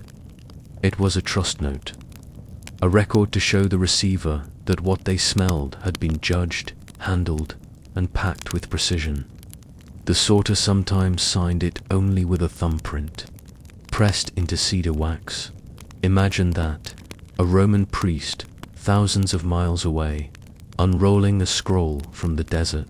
sniffing the jar and saying, "Yes, this is Nabatean. This will please the gods." But what happened when a new market demanded incense, not for gods, but for fashion? By the end of the 1st century CE, something subtle began to shift in the value of frankincense. It was no longer just for temples. For centuries, Nabatean resin had risen as smoke in rituals across temples in Egypt, Syria, and Rome, marking births, burials, blessings, and moments of divine contact. But as the Roman elite grew more refined, and their palates for exotic goods expanded, frankincense began to drift out of the temple and into the bachos, into the salon, onto the wrists of senators, wives, and into fashion. The first signs came, not from Petra, but from Alexandria and Antioch cities, where trade goods didn't just arrive, but transformed. Here, alchemists and perfumers began melting powdered frankincense into oil bases, blending it with imported myrrh, cinnamon bark, and dried rose petals to create scent pastes worn on the skin. This caught on quickly. Suddenly, what had once been divine was now desirable. The gods still received the best, of course, but aristocrats were willing to pay temple prices for personal blends. Roman naturalists wrote that a dab of Nabatean incense mixed with wine vinegar could sweeten a day's sweat from the forum. A satirical poet mocked a politician who smelled like a Nabatean camel in heat. But even mockery implied familiarity and prestige. Back in Petra, the scent sorters were faced with an odd dilemma. They had spent years grading resin for sacred smoke. Now, they were being asked to grade for wearability. This was a different science. Temple incense was judged by burn rate and the cleanness of the curl. Fashion incense was judged by resin tone, oil absorption, and aftercenther, smell that lingered after the initial burn or rub.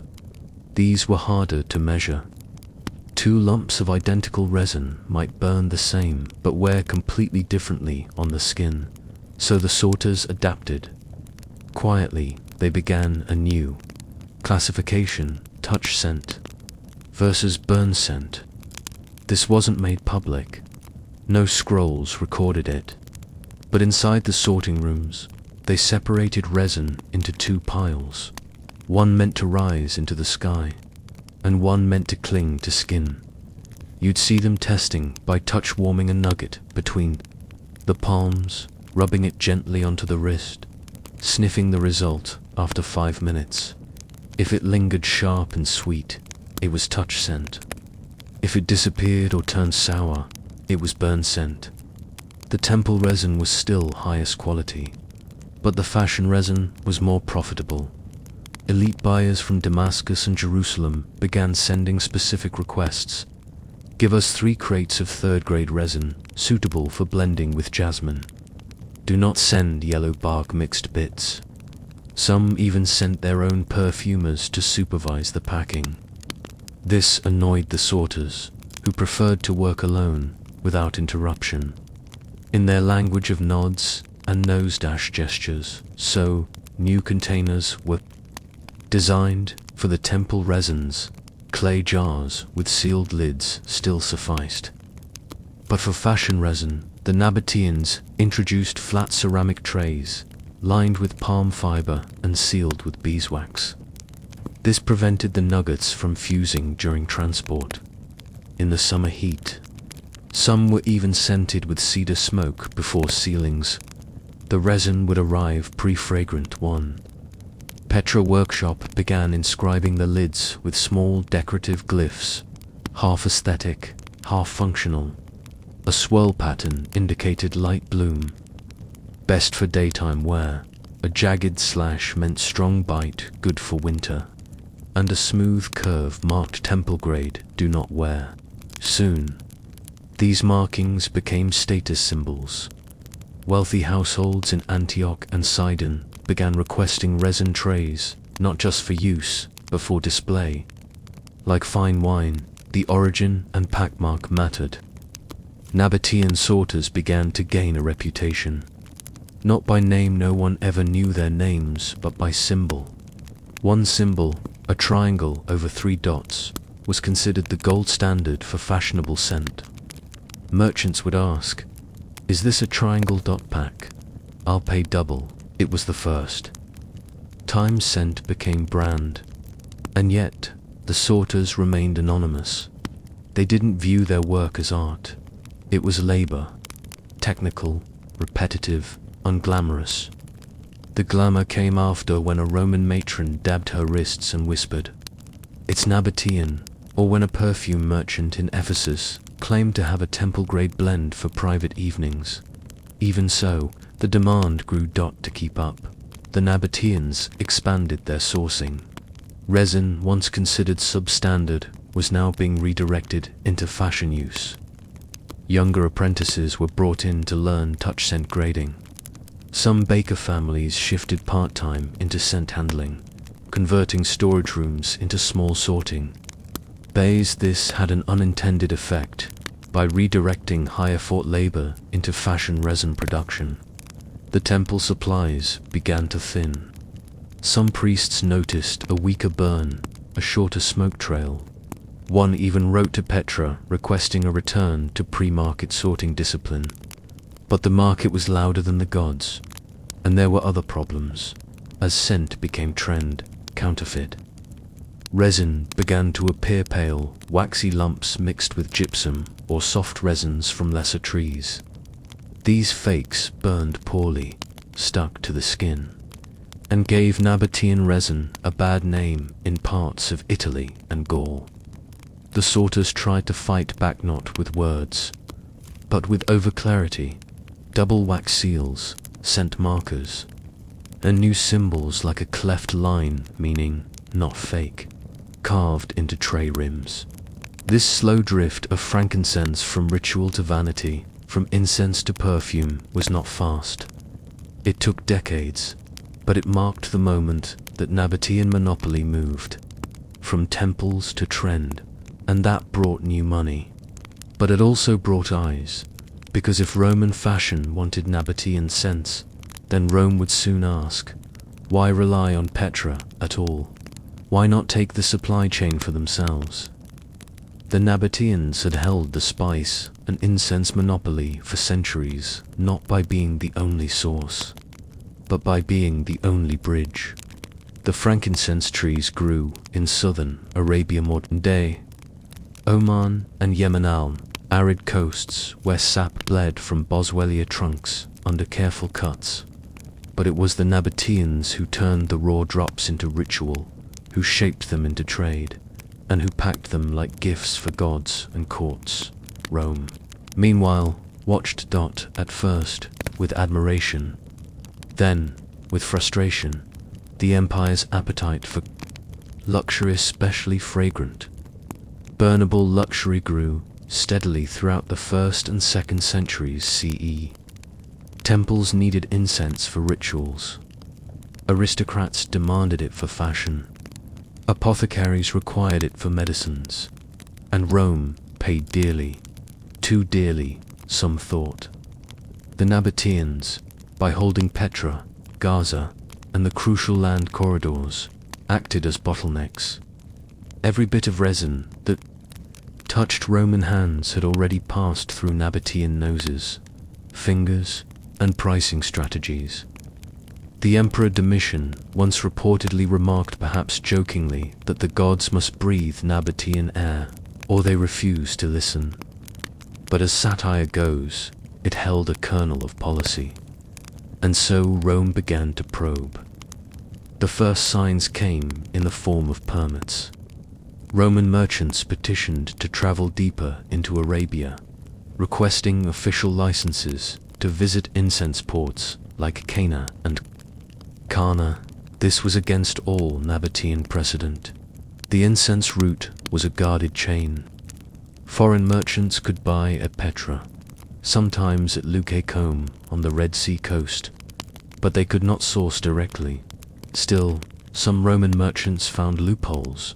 They traveled under the guise of scholars, pilgrims, or cultural observers. They paid high prices to local tribal leaders, offering copper coins and iron tools in exchange for sap lumps packed poorly in palm baskets. The result, a second resin market, one that bypassed Nabatean oversight, if not yet in scale, then in symbolism, and the Nabateans noticed back in Petra. The scent sorters began receiving odd resin, bitches too soft, poorly cured, or tainted by mold. These were returned without ceremony, with quiet disgust. Not ours, they'd say, and push the baskets aside. The symbols didn't match. The scents didn't linger.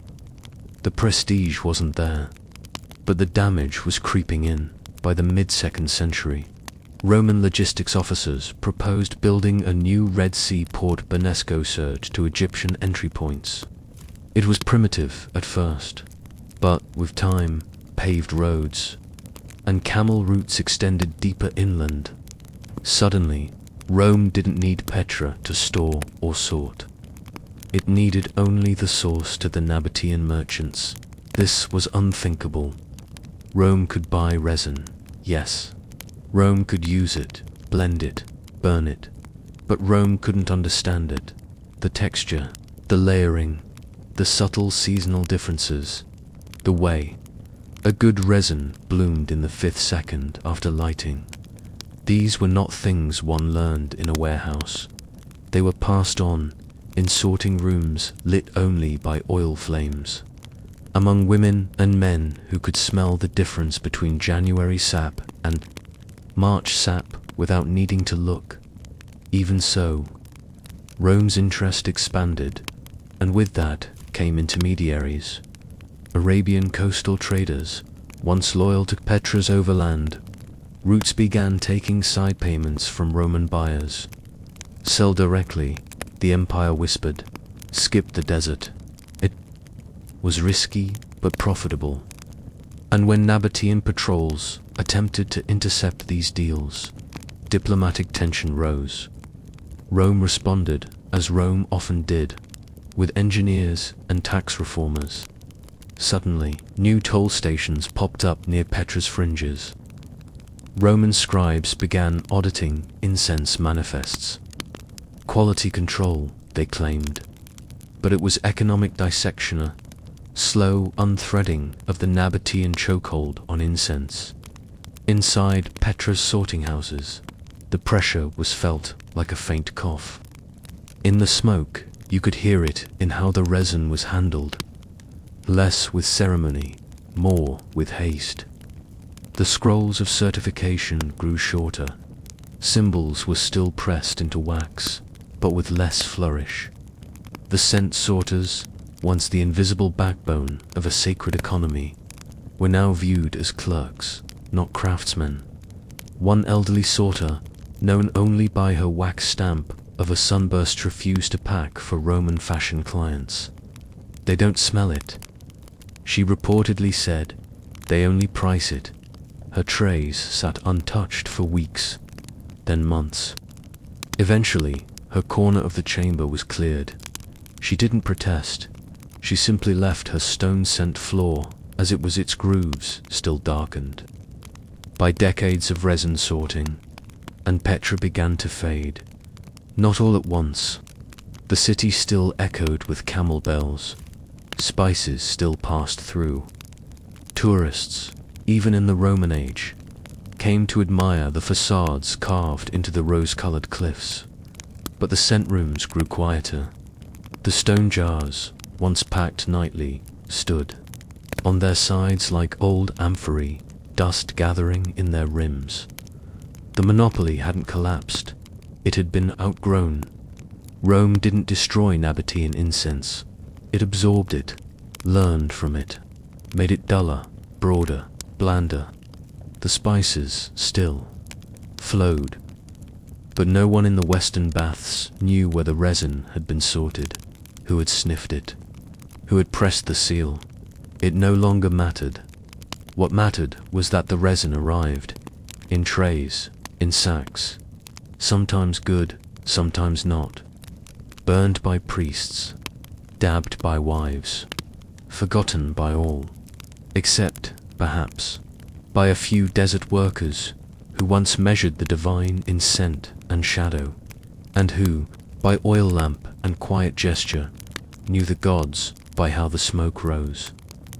If you stood at the southern edge of the Wadi Sirhan basin around 80 CE, you'd see very little, just a flat plain dusted with iron-colored pebbles, a scattering of scrub plants that clung to soil so dry it cracked into thin webs, and a long, winding trail marked not by stone but by silence, by the echo of camel feet that had passed days before. But if you followed that trail westward, across the emptier reaches of what is now northern Arabia, you would eventually reach Sokhtar Nabatean outpost that never grew into a town, never appeared on Roman maps, and was remembered only through one brittle logbook and a few water-stained shipping tokens found centuries later buried near a ruined well. It was a warehouse outpost, built for delay, not for living, not for politics, and certainly not for beauty. Sorkit's job was simple: to hold crates of pepper from India, jars of cinnamon bark, sealed bundles of dyed linen, slabs of dried ginger root, sacks of salt from the Dead Sea, and the rarer, heavier items, copper, ingots, uncut gemstones, an amphory filled with spiced oil meant for palaces in the north. Why hold them here? Why stop at all? Because Petra was full. There were seasons when the caravans moved faster than the market, or when political unrest at the coast delayed Roman ships, or when the temple warehouses overflowed, and in those months the Nabateans needed space quiet. Space to pause the flow of goods. So they built Sokhut. You wouldn't have called it a city. It had no homes. Just 4 square storage buildings made of rough stone, each with 2 narrow windows and a roof lined with beaten copper to reflect sunlight. There was a central ledger house, a tiny square room with a writing desk and a clay token register, and beside that, a shaded platform where the camel drivers could rest for no more than one night. No merchant lived there, no family grew up there, only the record keepers. Their names have vanished. They never signed their notes, but you can trace their hands in the only surviving ledger written in Nabatean script, scored lightly on palm parchment. Preserved by accident when the ledger house's roof collapsed in a sandstorm and sealed it. In cool darkness for nearly 2,000 years. The notes are boring, not poetic, not political, just lines like 6 bundles pepper from Jera, stored west. Bin, too hot. Moved east bin. Cinnamon drying. Will repack when salt arrives. Do not mix. Camel lost. No driver. Left bundles on shaded post. Returned in morning. 1 amphora cracked. Oil seeped. Cleaned. Floor too slick. Yet through these mundane notes, a world appears. A world of fragile timing.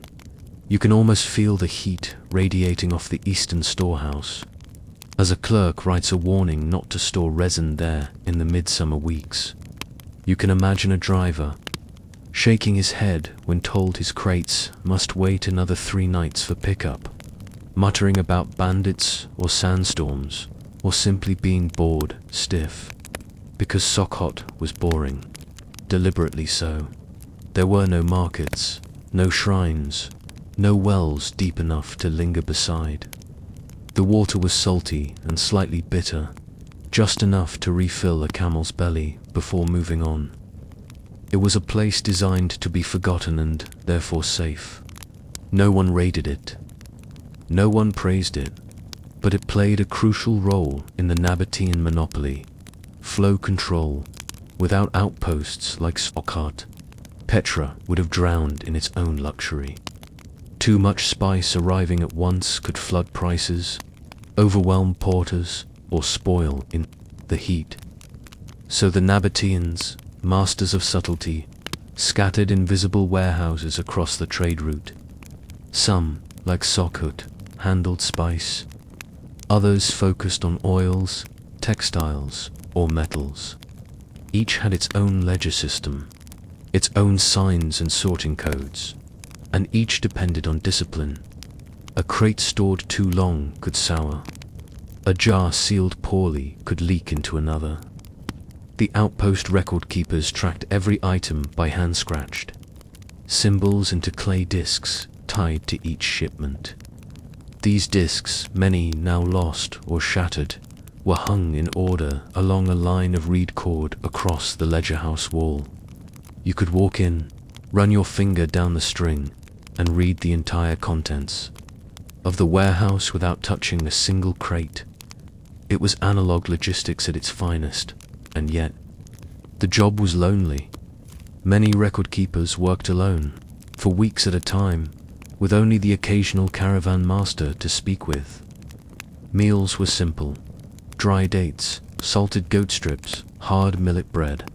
There was no need for luxury here, only trust. One lost letter, now housed in a museum in Ammon, records the complaint of a young assistant sent to Sokhut for his first rotation.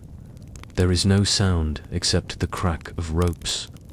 The oil jars talk more than the drivers. I sleep beside my ink so it won't dry. And yet, he completed his post, as did hundreds of others, over decades. They arrived, wrote, sorted, sealed, and left. No temples, no statues, no tombs, just ledger scratches, waiting quietly for someone else to continue the list. And when Sokhut was finally abandoned, likely in the early 3rd century, when overland trade declined and Roman coastal ports took over, no one mourned it. The last entry in its ledger reads simply, "Bin 3 empty, sand encroaching, locked west door, no crates remain." Then silence. But in that silence was a kind of mastery, a testament not to the glory of kings, but to the precision of clerks, to the power of pausing the world's goods in the middle of nowhere and still knowing exactly where each peppercorn lay. But what happens when the records themselves vanish? No alarm was sounded, no torch was raised, no message flown by courier, no inscription carved into stone. And yet, one day in the early 3rd century CE, the Nabatean outpost at Sokhut stopped writing. It wasn't a dramatic failure, just an unwritten shipment. We know this, not from what exists, but from what doesn't. One recovered ledger preserved by accident under a collapsed plaster shell fence, abruptly midway through a line. 8 amphorae oil, seal half set, waiting on, and then nothing. The ink trail stops. The parchment curls. The bottom edge is torn and has no follow-up, no confirmation of pickup, no reassignment of space. Just a missing conclusion, as if someone had stood from the writing bench, meant to return, and simply didn't. Historians disagree on what caused it. Some blame the shifting routes. By 220 CE, Rome's interest had turned sharply towards sea trade, expanding Red Sea ports and building direct naval paths between Egypt and southern Arabia. Camels were still used inland, but fewer stopped at Sokhut. Spice was now shipped in bulk, sorted near harbors, and stamped with Roman ink. Others suggest a change in climate. A regional drought may have dried the shallow well beyond usability, making it impractical to maintain a team at the outpost. A pack of goats couldn't graze nearby. Even the date palms that once shaded the ledger house might have withered. And a dry station was a dead one.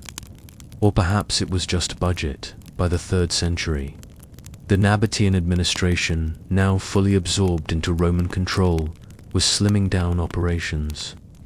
Petra still stood, but as a client city, not a sovereign power. The trade routes still flowed, but the hands managing them had changed. Rome wanted efficiency, uniformity, and little outposts with string-hung clay. Tokens and hand-scrawled ledgers were inefficient, and so the ink dried.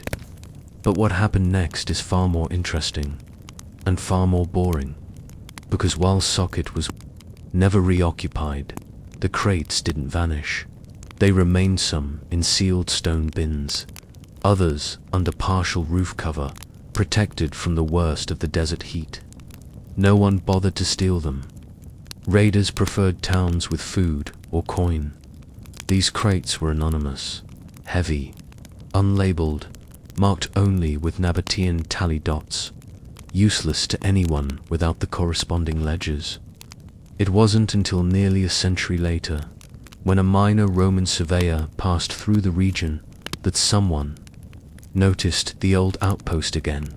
His notes, later translated from Latin, mention stone sheds, locked, sacks of pungent root, vats of hardened resin, no inhabitants. Ink marks faded. He didn't take anything. His job was route mapping, not spice recovery. He left the gates shut, drew a square on his route scroll, labeled it Old Nab Depot, and moved on. The outpost fell back into silence. Over the next few centuries, Socket's existence faded entirely from written records. The desert reclaimed the trail markers. The corner of one storage bin collapsed, and wind slowly filled it with sand. Termites consumed the loose parchments. The last clay tokens, brittle with age, cracked in place and sank slightly into the packed floor, and still the crates sat inside. One storage bin too, according to surviving records, were bundles of dried ginger wrapped in flax paper, untouched, still sealed. Another bin held 3 tall amphorae of preserved citron oil. Over time, the oil turned thick, then solid, but the jar seals never broke. A third bin contained a mystery. 12 small crates stamped only with the Nabatean glyph for south. Their contents remain unknown. No ledger matches their codes. Archaeologists found all of this much later in 1984. A Jordanian excavation team, tracing possible caravan routes with satellite overlays, stumbled upon the low stone outlines of an unnatural square in the basin. Digging revealed the outer walls of the outpost, parts of the roof, and miraculously one mostly intact bin. Inside it, fossilized pepper, hardened in its sack-like rock. Nearby, a reed cord was found, still looped over a peg, its fibers By time, it took weeks to realize what they had discovered. Even then, there was confusion. Some called it a temple storeroom.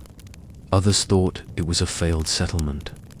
Only when one intern matched the symbol on a shard of pottery to a Nabatean weight token catalogued in Petra did the theory take shape. This had been a delay point, a place not of arrival nor departure, but of pause. And the ledger had dried at just the wrong moment. When they finally lifted the sealed amphora lids, the room filled with a soft sensitress, oil, and dust. It had been 1,700 years since the jars were opened. The smell, though faint, lingered in the excavation tent for hours. Workers said it made the air feel rounder, less dry, though perhaps that was imagination. But what wasn't imagined was the truth. The Nabatean system was so precise, so mapped, that even its forgotten edges functioned for centuries into the ink dried dot, and so, for lack of a line completed, a shipment delayed, and a crate left unlabeled, an entire economic thread unraveled, because without record, the goods became weight, and weight alone cannot move. But what if one ledger outpost didn't dry by accident? Sorkut was just one note, one dusty punctuation mark in the great Nabatean sentence that stretched from Yemen to the Roman ports on the Mediterranean. But there are whispers, fragments of notes, odd mentions in logs from Petra, and a few half-burned parchments that suggest there was another outpost, one that wasn't on any caravan map, one not known to the Roman cartographers, one that never appeared in any official inventory. A shadow outpost, not illegal, just unnecessary to mention. Some historians call it warehouse no. 6, though the Nabateans never used numbers like that. Others simply refer to it by the mark found stamped on a fragment of wax-sealed parchment discovered in a market ruin near Gaza. A circle within a square, etched in iron pigment. Its purpose, to store things too delicate or too political for Petra. There are clues. A brief line in a surviving Petra scroll reads, Tanit's copper moved via south route, held in circle square. Do not inscribe. Tanit was not a Nabatean name. She was a Punic goddess, revered in Carthage, and still whispered in Phoenician enclaves in the eastern Mediterranean. That the Nabateans were storing goods under her name suggests this was a cross-cultural shipment. Perhaps one Rome wouldn't have approved of, and do not inscribe is a clear instruction to avoid ledger documentation. So where was this warehouse? Some speculate it was built inside a canyon farther south than Sokhit, where the cliffs offered natural cover and shadow. Others believe it wasn't a structure at all, but a cave depot, cooled by wind tunnels and camouflaged by the surrounding rock. A place you could only find if you already knew the path. A place where goods weren't just delayed, they were hidden. What kind of goods? That remains speculative, but a few fragments give hints. A packing list for stone vessels, not for local trade. A cryptic parchment in Aramaic mentioning spice not to be burned, only tasted. A faint note scratched onto a camel bone. Hold until the rains pass. Return without seal. These fragments suggest the outpost may have handled not just spice and incense, but rare consumables, metals, or even messages, sensitive things. Items not meant for market, but for exchange, the quiet kind, done away from temples and port records.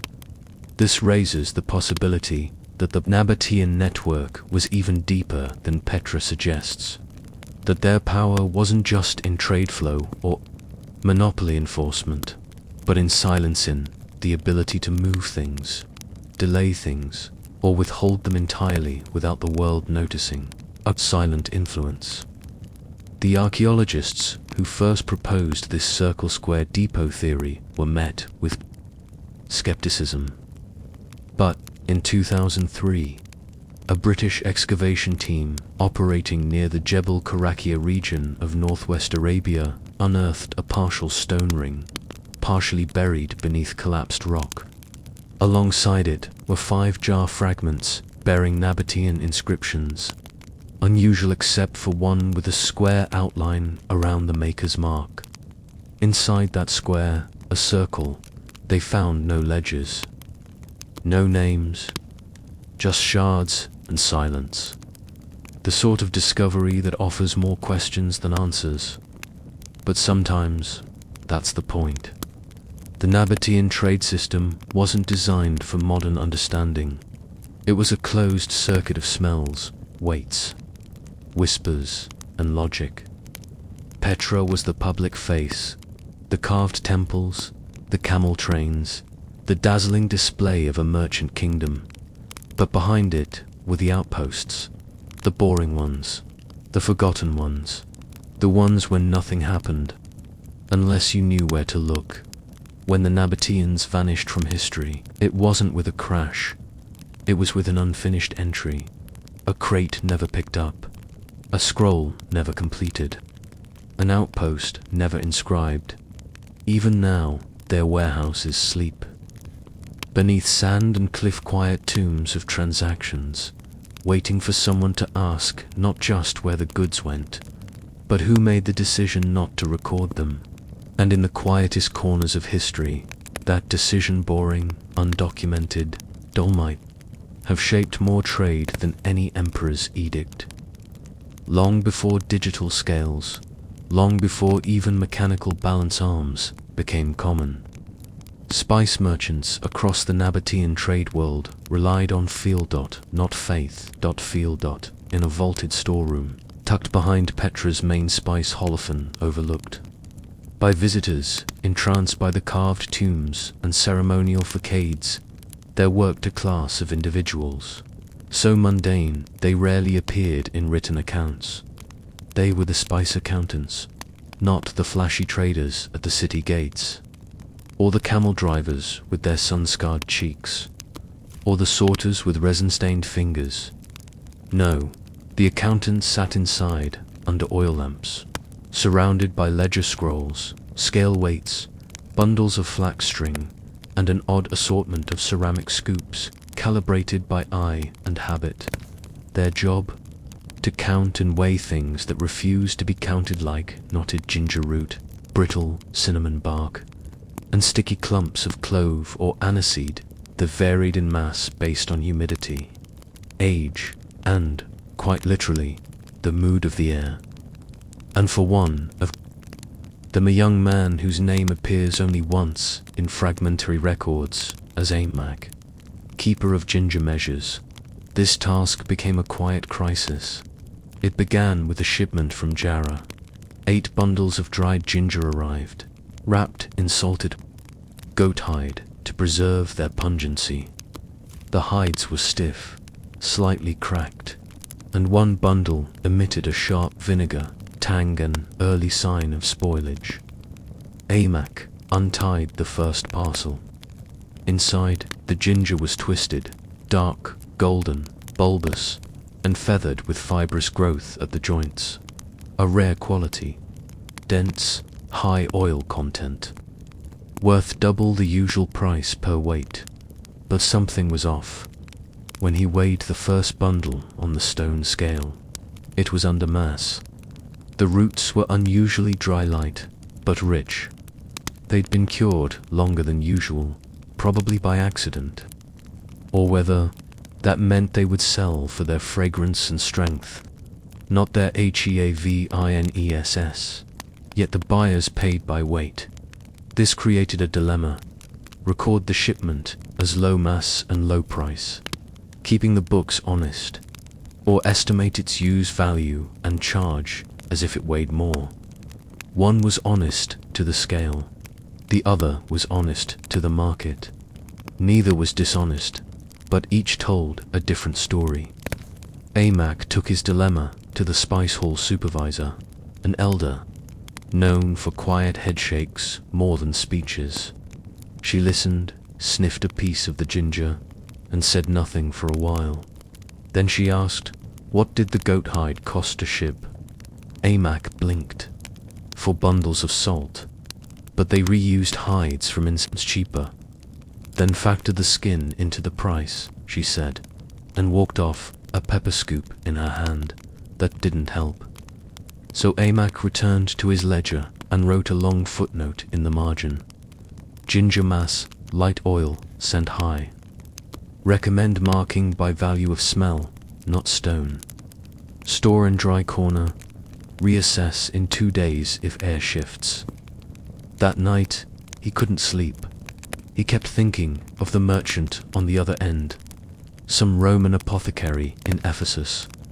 Maybe, or a priest's assistant in Sidon who would boil this ginger for tea, or crush it into powder, or slice it thin for a feverish child. They'd expect a certain strength.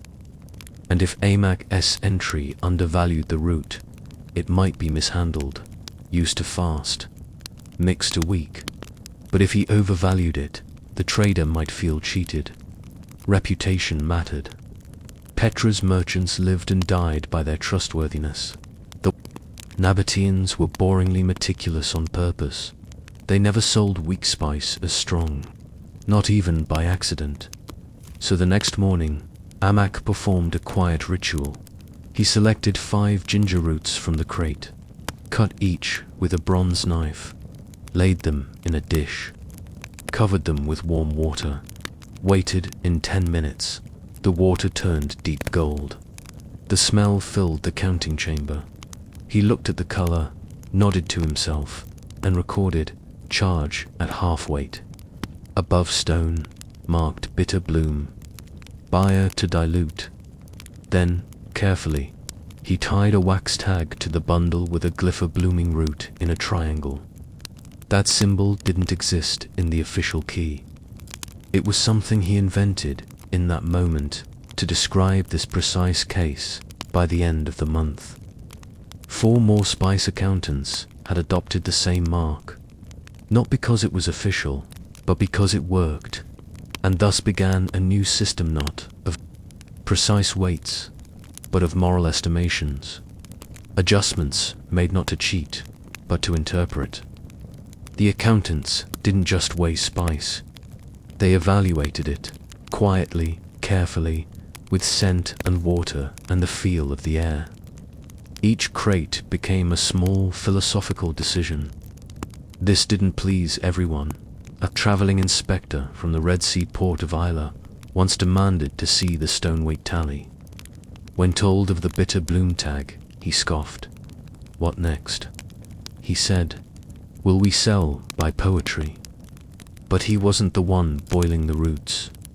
He wasn't the one calculating whether a jar of cinnamon would keep its warmth when burned at midnight in a damp temple.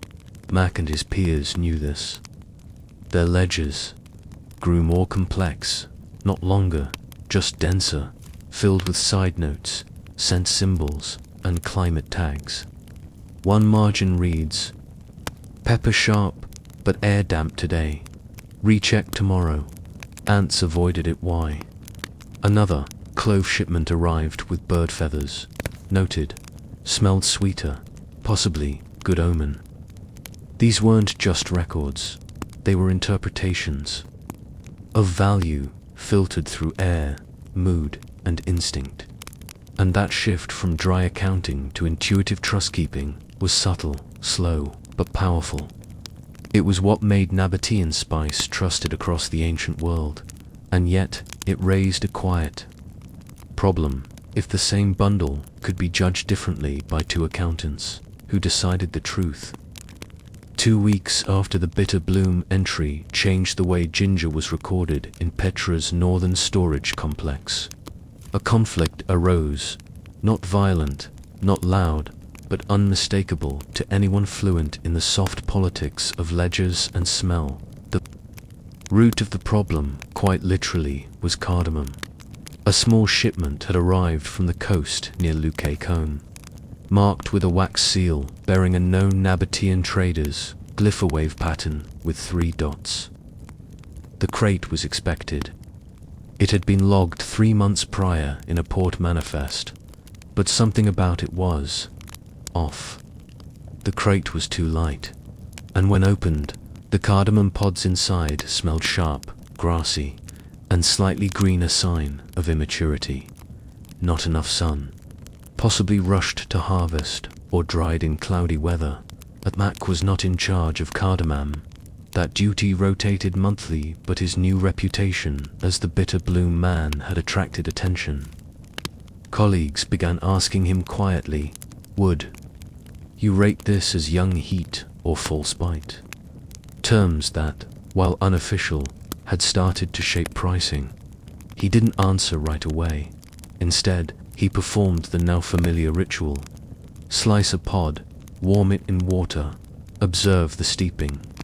But unlike the ginger, which bloomed golden and oily, the cardamom released little fragrance. The water stayed pale. The scent faded quickly. Still, the ledger weight was correct by stone. The crate passed. This created tension between the scales and the senses. The current cardamom accountant, a by-the-book man named Celeb, noted the crate as standard and moved to seal it for resale. Amak disagreed. "But it won't hold flavor," he said. Salib shrugged. "It weighs true." A meeting was called.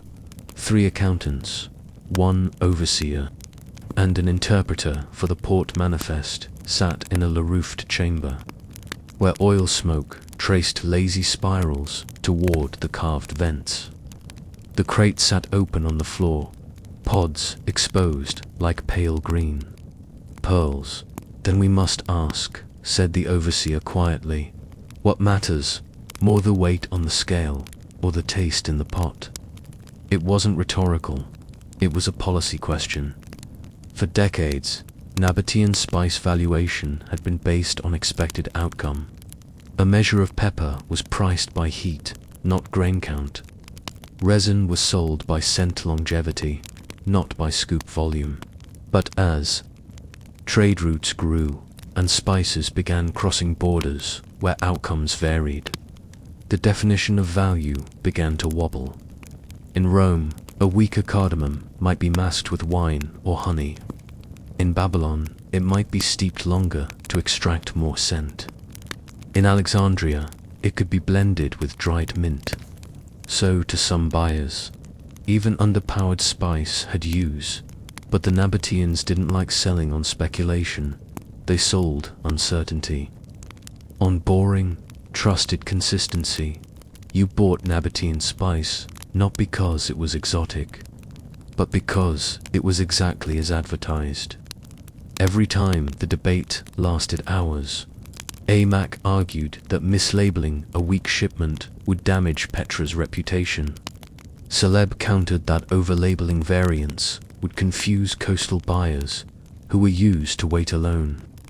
The overseer, an older woman named Rashat, listened while slowly grinding a piece of dried clove between 2 stones.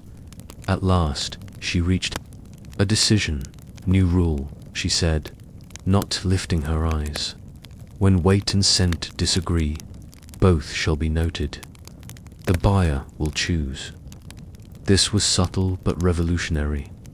For the first time, Nabatean ledgers would carry dual metrics, gives, the physical weight, marked by stone and tally, gives, and the scent profile, described in terms like sharp heat, mild bloom, early frost, or late bite.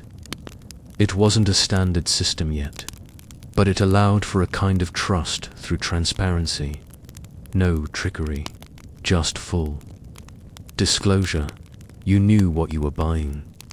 Over the next few seasons, this dual system spread. In the South Warehouse, bundles of cinnamon were tagged loose, bark, warm, core. Pepper sacks were noted, 3-count grain, bitter tail. Ginger was regularly classified by aroma, intensity, fiber density, and steeping color. And a new job quietly emerged. Scent registrar. Not every accountant had the nose for this.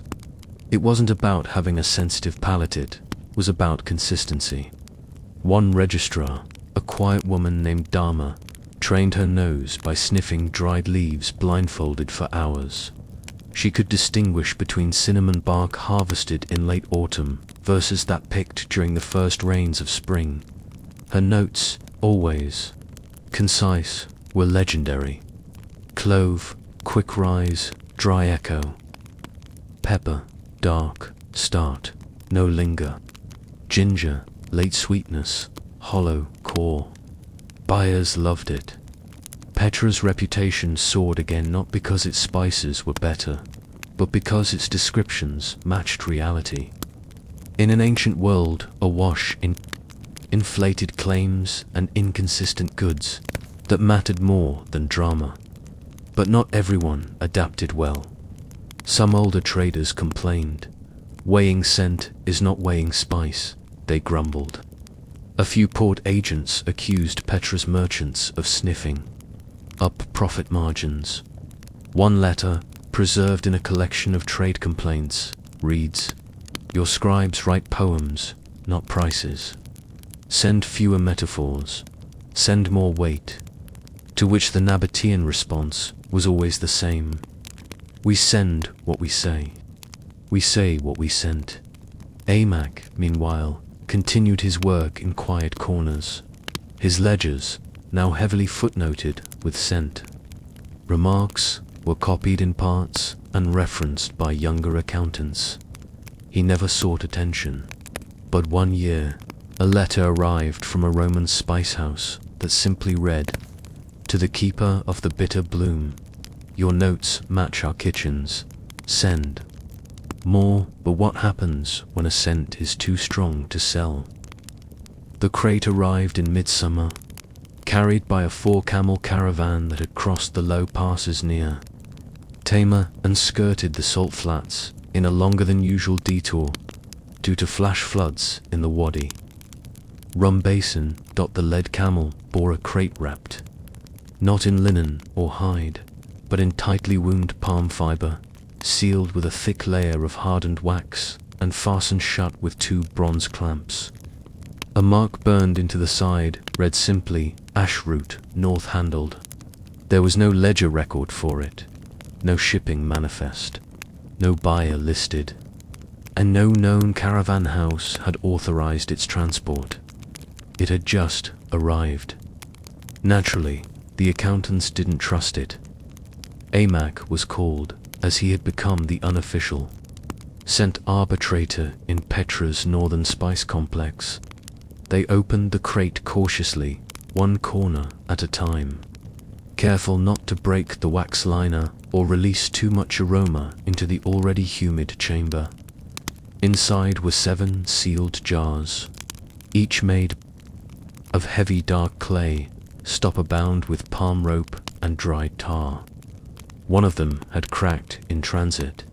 From that crack came a smell so intense that the porter standing nearest the jar stepped backward involuntarily and said only, "That isn't right." Amac knelt and gently lifted the jar lid. Within was ground ginger root, but not like any they had handled before. It was almost black, flecked with gold, and oily to the touch. The scent was not the usual warm pungency of ginger, but something sharper like the smell of bitter resin, sea wind, and raw firewood soaked in citrus. It cut through the air like smoke, clung to clothing, and made even seasoned porters blinked. It was too strong. Within 10 minutes, the entire storeroom smelled of it. Within 30, the scent had moved through the venting shaft and into the counting room. The overseer was summoned. So was Rashid, the elder who had approved the dual-weight system. No one knew what to do. The sample was steeped, of course. That was the tradition. Amac took a shaving of the dark root, steeped it in cool water, and let it rest. Within minutes, the water turned deep brown, almost ink. The smell was overpowering, piercingly strong, not unpleasant, but unbalanced. No one could agree on its use. It could preserve meat for weeks, said one merchant. It would ruin any sweet dish, said a spice mixer. It might be medicine, someone suggested. Or poison. Who sent it? Asked Rashid. And why didn't they say? No one knew. Amac returned to the jar, brushing aside the wax flakes to inspect the base. On the bottom was a faint scratched symbol, a triangle inside a wave, surrounded by dots. He recognized it. It was a cloister glypher, rarely used symbol that indicated the shipment had originated from a religious or ceremonial source, likely in southern Arabia or along the Incense route's lesser-known inland branches. These cloister shipments were usually marked for temple use only, not trade, which meant it was never meant for open market. The realization changed everything. If it had been offered for sale, even discreetly, it would have disrupted the spice valuation system entirely. Buyers would expect every ginger to carry the strength. Competing houses might accuse Petra of hoarding stronger stock. Temples might demand exclusive access. It would spark a kind of aromatic panic. And so a new decision emerged, not of value, but of silence. The overseers met, quietly, with no record, and they agreed it could not be sold.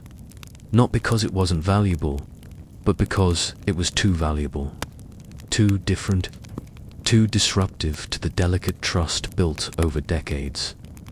Instead, they created a new Targa small wax seal impressed with a closed eye. It meant, not for market, only a few people knew what it referred to. The jars were resealed, marked with the eye, and quietly moved to bin 7, behind the flax storage. Amac made a short, coded note in his ledger: root, overripe, unplaceable, preserved for assessment. No external tally, and that was it. Years passed, the jars remained, sealed. When Petra's influence waned, and caravans slowed, and sea routes grew dominant, the jars stayed in bin 7. Centuries later, a French archaeological team cataloguing minor rooms in Petra's North Quarter discovered a forgotten chamber behind what had once been a date storage vault inside. They found 7 sealed jars in a collapsed wooden rack. One had cracked. The smell, still potent, filled the room. A researcher described it in their notes, like burnt honey, pine ash, and something I don't have words for. The contents were tested and confirmed as Zingiber officinal ginger, but the oil density was 10 times the average. No one could determine the exact process by which it was prepared. The rest of the jars were resealed and stored under museum care. Their origin, unconfirmed, but somewhere in Petra's forgotten ledgers, one nearly invisible note remains unplaceable. And so the Nabateans once again remind us that sometimes the most powerful thing you can do with something rare is not sell it at all. The Nabateans built empires not with soldiers, but with hooves. Not just camel hooves, though they were central, but also mules, donkeys, and even a breed of short-legged oxen bred specifically to carry small spice barrels through narrow rock passes. The empire was, in many ways, an animal-led machine, one where the rhythms of trade were set not by coin or calendar, but by gait, hunger, and rest. And when it all began to slow, the animals knew first. Our story begins not with a merchant, nor a governor, nor a clever accountant like Amac, but with an aging camel named Tamat. She was, by all reports, an ordinary pack animal. Brown, steady, born near Tama and trained on the southern Incense trail. Her lead handler, a soft-spoken Nabatean named Jadash, had worked with her for nearly a decade.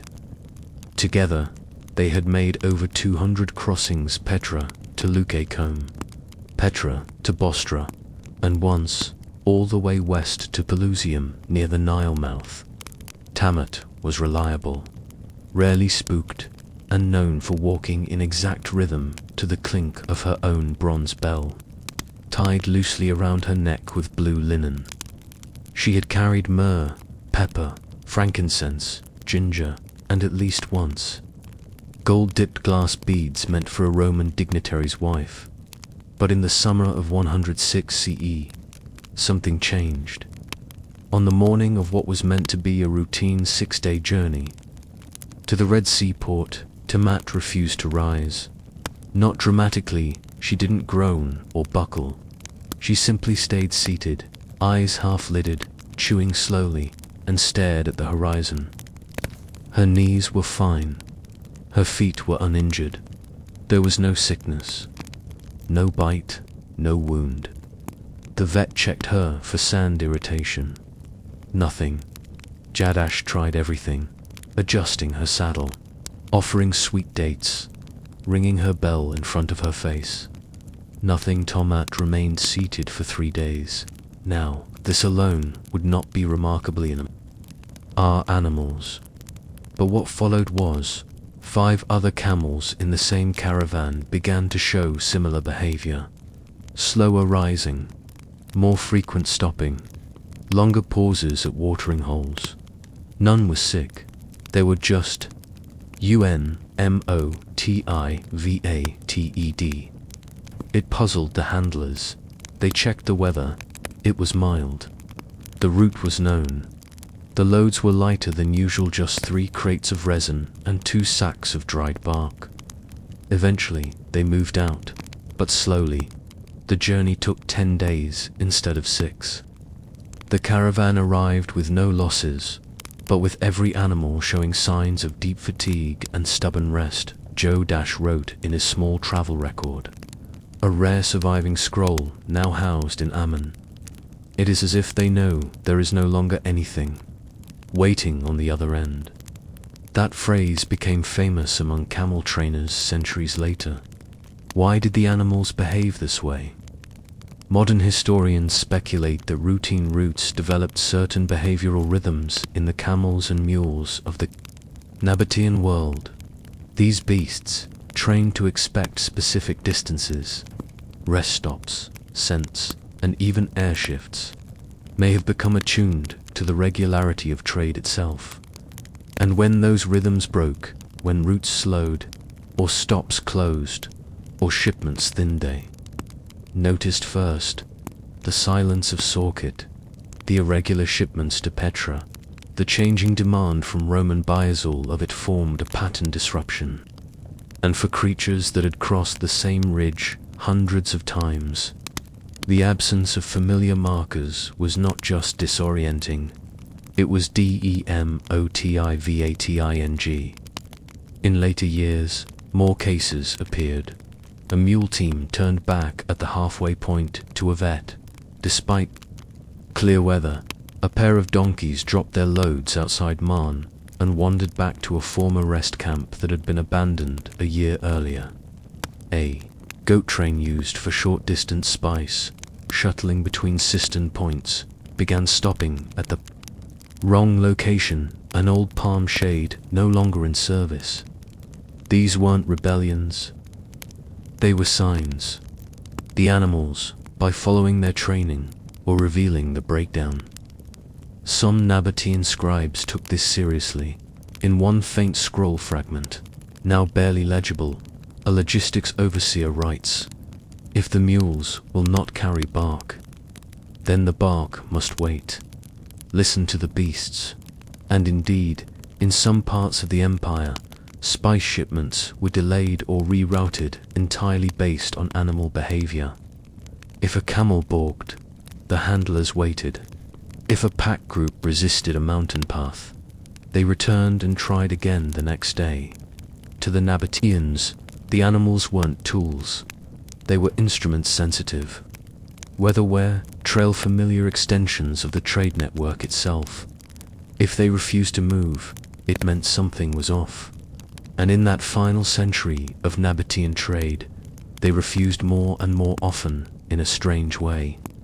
The fall of the Nabatean monopoly didn't begin with lost cities or Roman policy shifts. It began with a camel who sat down and stayed that way. But how did Petra's handlers adapt to a network where their most reliable employees had 4 legs and no words? Jadash didn't blame Tamat for sitting down that morning.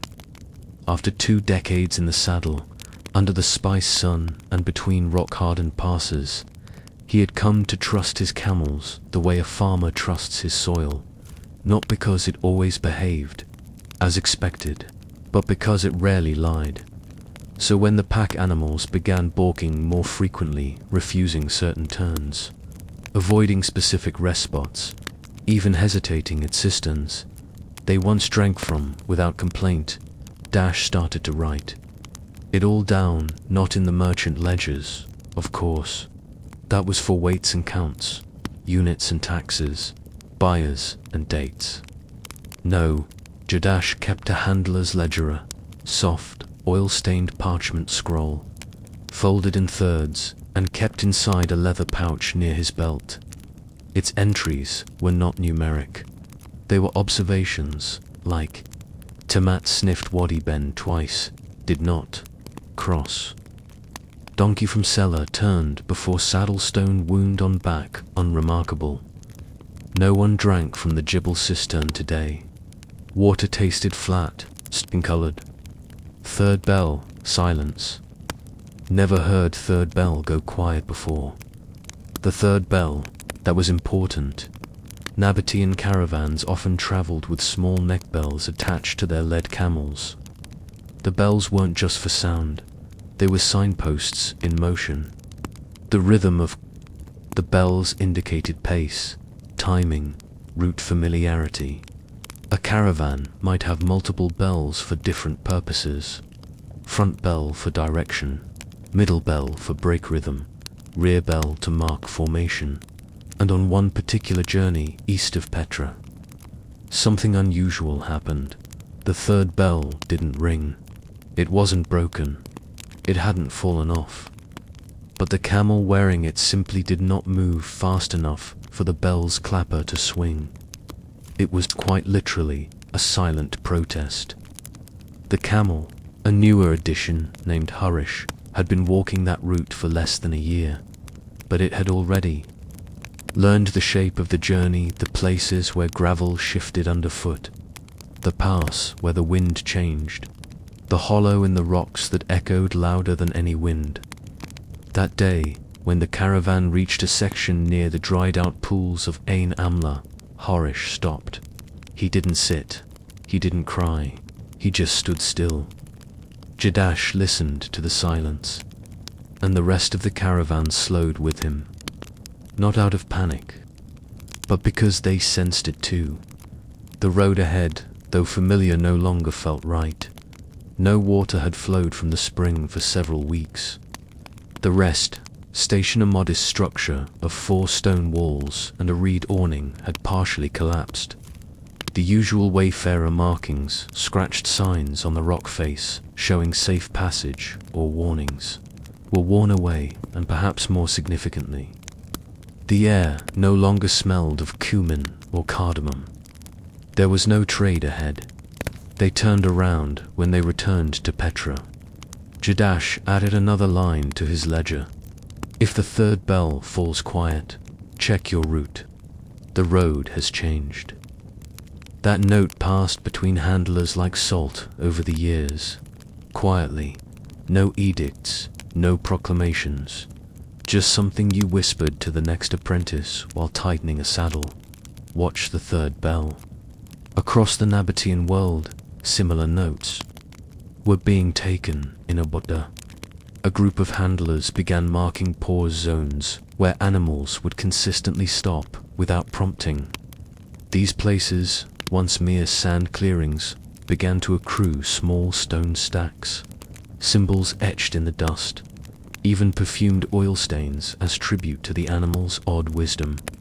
In the eastern spice lane near Dumat al-Jandel, an aging mule known as Elot refused the North Ridge 6 times in a row. Every time, she circled back to a shaded cleft behind a rock spur and stood there for hours. When her handler finally followed her one day, he discovered a collapsed cistern had rerouted the water. Course what had once been a dry pocket now held a hidden spring. Elot had smelled it first. Stories like this multiplied not miracles, not myths, just the ordinary, boring brilliance of animals doing what they'd been trained to do. Notice patterns, and when those patterns cracked, they stopped. They signaled, in the only way they could, that the trade itself was off balance. Some Nabatean scribes began quietly recording these events. A merchant scroll from late 120 CE includes this puzzling line: routes decline before markets do. Hooves are wiser than horns. In Petra, a few merchants began consulting handlers before approving major shipments, not for route details, but for gut feelings. One pepper dealer reportedly asked Jadash, "Has Tamat been still this week?" as though consulting a weather chart. The empire's foundations weren't crumbling yet. but a strange quiet was settling in. Shorter journeys, more caution, heavier bells that refused to ring. The animals had begun slowing before the trade routes died, and yet no one called it the end. They just adjusted their loads, made fewer trips, started talking more about the weather, and began to rely a little more on the silence between bells. But eventually, one morning in Petra, the main caravan yard was empty. No one had planned it that way. The handlers arrived with their rope, their water skins, and their travel packs. But there were no animals. The stalls were still filled, feed troughs still fresh, but the camels stood still. The mules lay resting, and no one moved. It wasn't a strike. It wasn't sickness. It was just enough. How do you run an empire when your best workers lie down in the dust and wait? There was no proclamation, no final order issued from the Petra governor's columned hall, no marble inscription to mark the date, only silence. It began in early spring, around what would later be known as March, but dates mattered little now. By then, most spice shipments had slowed to a trickle, and the market stalls around the high place of sacrifice echoed with birdsong more than bartering. The great warehouse doors were still opened each morning, but the ledgers inside gathered more dust than ink. On this particular morning, the handlers rose early. Jadash was among the moulder now, beard gone, mostly white, knees slow to bend. He wore his best leather robe, cracked at the elbows, and brought the bronze bell he had once tied around Tamat's neck for ceremonial good luck. There were 12 handlers that day, each prepared for what would have been the last full spice loop of the season, Petra to the Red Sea, with a modest shipment of pepper, dried basil, and preserved ginger packed carefully in 3 crates. It wasn't much, but it was something. Enough to keep up tradition. Enough to convince themselves that the trade still existed. But when they reached the animal pens, they found all of them lying down. Camels, mules, even the 2 trained goats, used for smaller cliffside routes. None were sick. None were bleeding. None were dead. They were simply resting. Their eyes open, ears twitching, jaws slowly chewing. But not a single one rose. Jadash approached Tamad still alive, though older, her once rich coat now faded and tufted. He knelt beside her and gently shook the blue linen bellstring in his hand. She watched him. She did not move, and in that moment he understood. Not that something was wrong, but that nothing needed to happen. The journey had already ended, not in miles, not in the rising of empires or their fall, but in a quiet mutual agreement between those who had walked the paths and those who had led them. The path, for now, was over, and so, one by one, the handlers sat down in the dust beside their animals, not in mourning, not in frustration, just sitting. As they did, the sun crept over the sandstone cliffs, casting long shadows across the empty loading yard. A breeze rustled through the dry palms. In the silence, the bronze bell in Jodash's hand gave a single soft ring, unprompted. From the wind, it was the only sound. No one wrote it down, but someone must have remembered, because decades later, a Nabatean scribe in a declining Petra schoolroom wrote, "There came a day when the animals taught us not to go. The bells rang once, then not again. This was called the long nap." In later years, scholars would point to 106 CE, when the Romans annexed Nabatean, or to the rise of sea trade, or to the shifting routes through Palmyra, or the decline of incense demand. But for those who lived it, those who walked beside the 4-legged bearers of empire, the end was not a war or a conquest. It was a pause, a long, peaceful, dusty pause, where nothing happened, because nothing more was needed. The empire, like its animals, had simply lain down, and no one ever rang the third bell again. Long after the bells stopped ringing and the caravans lay still, Petra remained, not as a living city, exactly, but as a place that refused to forget. Its walls stood, its carved facades kept their faces turned to the sun. Its cisterns still caught water when it rained, and most curiously, its warehouses, once the rhythmic heart of Nabatean spice trade, remained largely intact by the late 3rd century CE. No major trade shipments passed through Petra. Rome had shifted its interests. Sea routes had gained efficiency, and new cities to the north, like Palmyra, had become favored centers of luxury commerce. Petra no longer echoed with merchant voices, nor the clink of grain against ledger stones, but inside Warehouse A, sealed beneath a thick layer of red dust, lay a set of scent stones. No one would have thought to look for them. There were no golden inscriptions, no gilded walls, just 5 rows of squat limestone blocks, each carved with deep vertical grooves and a faint Nabatean script on top, barely visible now. More hinted than seen, they were not for decoration nor measurement. They were a scent archive. Each groove had once held dried spice fragments pressed into the stone and sealed with beeswax or clay, not to preserve the spice itself, but to capture the final traces of scent embedded in stone. Ginger, cardamom, turmeric, clove, long pepper, cinnamon, and something referred to in old scrolls only as the yellow silence, believed by some to be a variety of no-lost resin. Each scent stone had 2 entries, 1 line for name, 1 line for sourcing, path not a place, but a feeling. North wind, copper crossing, ash basin, flood trail. This was not inventory for trade, it was inventory for memory. Scholars believe the scent stones were used by last spice registrars, who once the trade ended, began to catalogue not goods, but losses.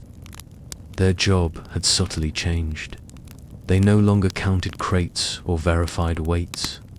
They preserved what once moved, using the slow language of stone. It was a kind of resignation or reverence.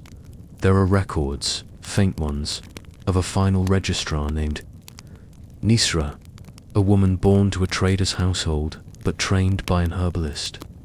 She is said to have copied the old accounting methods, not for profit, but to keep the knowledge breathing in a now lost legend only by citation. In a 10th century Arabic manuscript, she wrote, "I no longer weigh, I no longer steep. I only remember the warmth between the stones."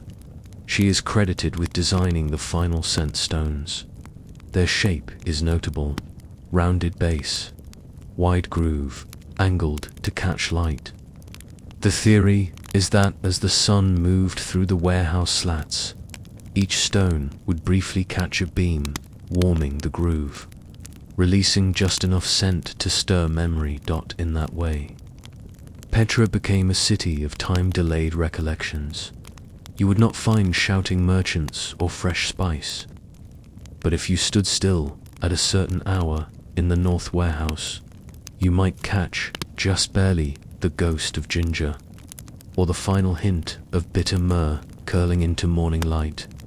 Even as Petra faded from maps and minds, the stones whispered. Later, visitors, Byzantine monks, early Muslim travelers, Crusader scouts occasionally mentioned strange smells in Petra's ruins. One anonymous monk wrote, "I passed through the shadowed door, and it was as though someone had just crushed a lemon beside me." They didn't understand what they were smelling. No one did, until, in the early 20th century, a British archaeologist, named Eleanor Hadfield stumbled upon the scent stones while surveying what she thought was a sleeping chamber for guards. She noted their smoothness, the oddly worn grooves, and the strange presence of fossilized wax traces. When her assistant dropped a stone while sketching it, it cracked and outrose, faint but unmistakable, a smell of sweet bark and clove smoke, trapped for nearly 2,000 years. It was Petra breathing again. But what kind of person would think to preserve not the spice, but its ghost? They called her Nisra, the ledgerless, not as an insult, but as quiet respect. For nearly 4 decades after Petra's final recorded caravan left the city, she remained. No longer a registrar by official title, those offices had closed, but still present in the northern complex, arriving each day with a sealed pouch, a reed pen, and a bundle of empty parchment. She had no authority, no clients, and no shipments to catalogue. Yet every morning she walked the same path through the quarter-cut corridor, stepping carefully over the sun-worn threshold, brushing aside desert dust with a curved cedar broom, and lighting a single taper against the wall to begin her silent work. What she kept was not a ledger. It was a scent record, the scent stones, which she either inherited or invented, were arranged on a set of cedar planks, elevated by bricks. Petra had long since stopped importing papyrus and parchment. What remained she used sparingly, and only for description, not tallies. Each scent stone was prepared in 3 parts. Groove hollowed by hand, shallow, precise, always at a 33 angle from vertical to catch the morning sun. Spice fragment inserted, dried, aged, not fresh, often no larger than a lentil. Sealing wax applied a mix of beeswax, resin, and if Nisra had Etros oil, once sealed. She left the stone on the cedar platform. They were not meant to be opened. Their purpose was passive release. Petra's warehouse, its tall vents and east-facing windows, was designed to pull in air during morning breezes and release it by late afternoon. This air movement passed gently across the scent stones, releasing just a trace of aroma each day. Enough for memory, never for trade. NISRA kept a parallel record of these scent stones, known now only by fragments found in what appears to have been a cork-lined niche behind the eastern wall. Some of her notations survive. 4th stone, pepper, 3 summers old, bitter still. Recall, rain at Sulat crossing. 7th, turmeric, gone pale, still heat beneath. Resin note faint. 12th, unmarked, possibly murcut with palm bark. Ashy scent rises late. These were not product notes. They were personal associations, memories, like marginalia in a dreamer's journal. Sometimes she left poetry. This stone smells like a fire made by someone who waited too long to light it. The cinnamon forgot its name, but I remember the river that carried it. By then, Petra had few residents. Most had gone to Hegra or followed the coastlines toward newer Roman holdings. The market square became a place where goats wandered through shadows and small children chased lizards between the crumbling stones. But Nisra stayed, and others noticed an herbalist named Semiel came weekly, bringing dried leaves to barter for pottery. A boy from a shepherding family often lingered in the shade, watching her light the taper. A former spice, mule duff behind when its knees gave out, was known to rest beside the storage wall, breathing softly through the hours. There were no caravans, but there was still a rhythm. One quiet record survives in a Syriac monk's traveling diary from around 289 CE. A woman tends the stones. She does not speak, but the room tells stories through its scent. I smelled clove before I saw the light. Another mention appears in an early Islamic text from the 8th century. Among the ruins, a chamber of memory. The woman is long gone, but when the wind rises, the place still speaks. What was Nisra doing? Was it ritual? Was it mourning? Or was it simply methodical remembering? In the absence of commerce, what remained was attention. And in that attention, history lingered not as narrative, but as atmosphere. Centuries later, when archaeologists discovered the cedar planks, now fossilized into brittle sheets, they also uncovered a set of small linen packets wrapped tightly in waxed palm paper. Inside each packet, a single note written in faded Nabatean script. If no one reads this, breathe it instead. Some packets still held a faint trace of scent. One, when opened in 1958, gave off a momentary hint of anise and charcoal, the attending. Researcher paused, then wrote, "It was as if someone else's memory passed briefly through my own." Nisra never rebuilt Petra. She didn't fight decline, didn't lament lost trade. She simply recorded the afterglow, where a scent hangs in the air long after the source has vanished. But what did she choose as her final scent? And how did the Nabateans decide what deserved to last?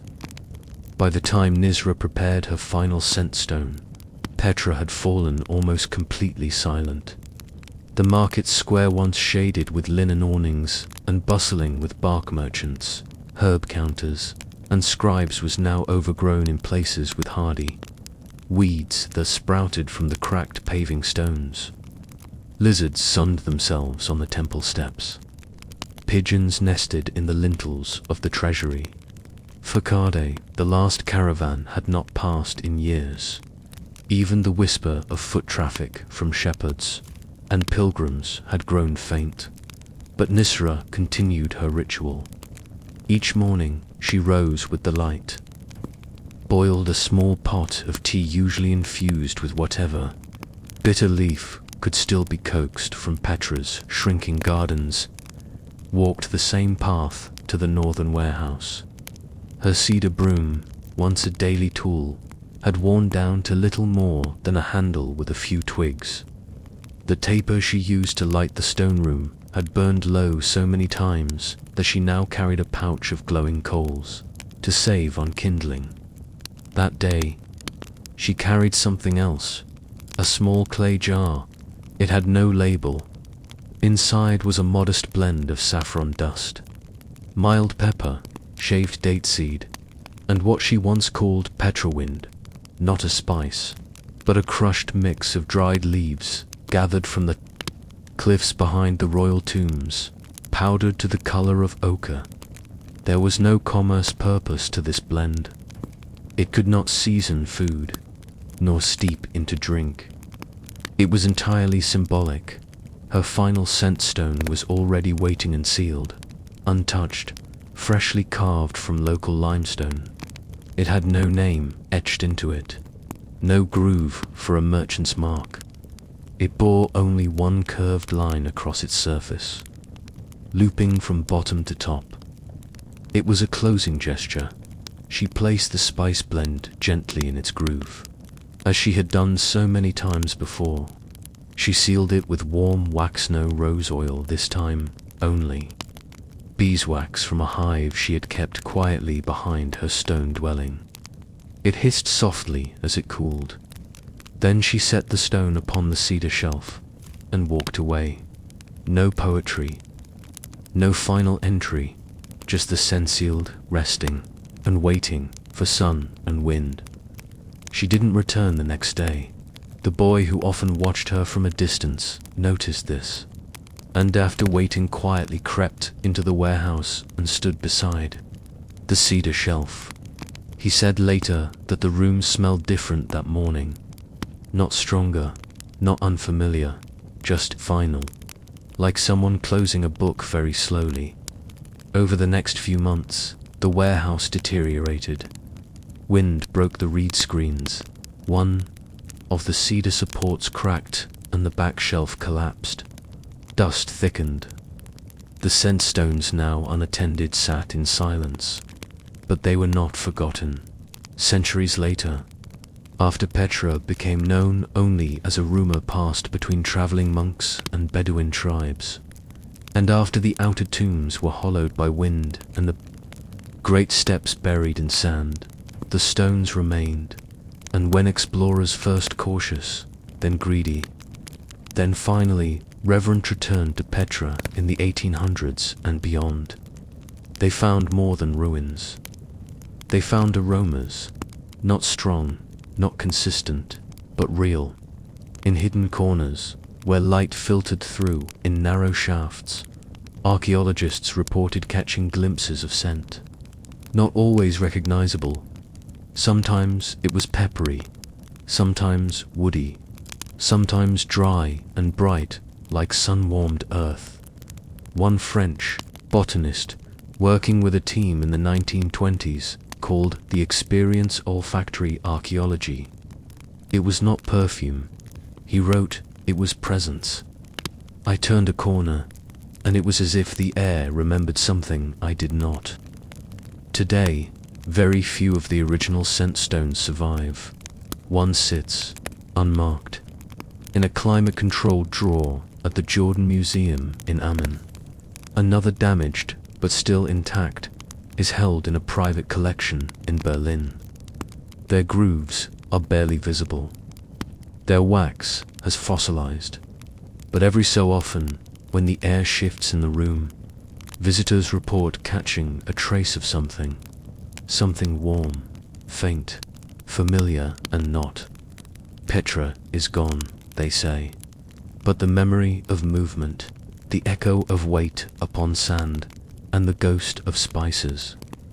Once measured with care, these lingered not in scrolls, not in gold, but in limestone, wax, and patience, and perhaps in you if you listen closely, and breathe gently, and remember that empires can rise and fall, but sometimes the smell of them outlives everything.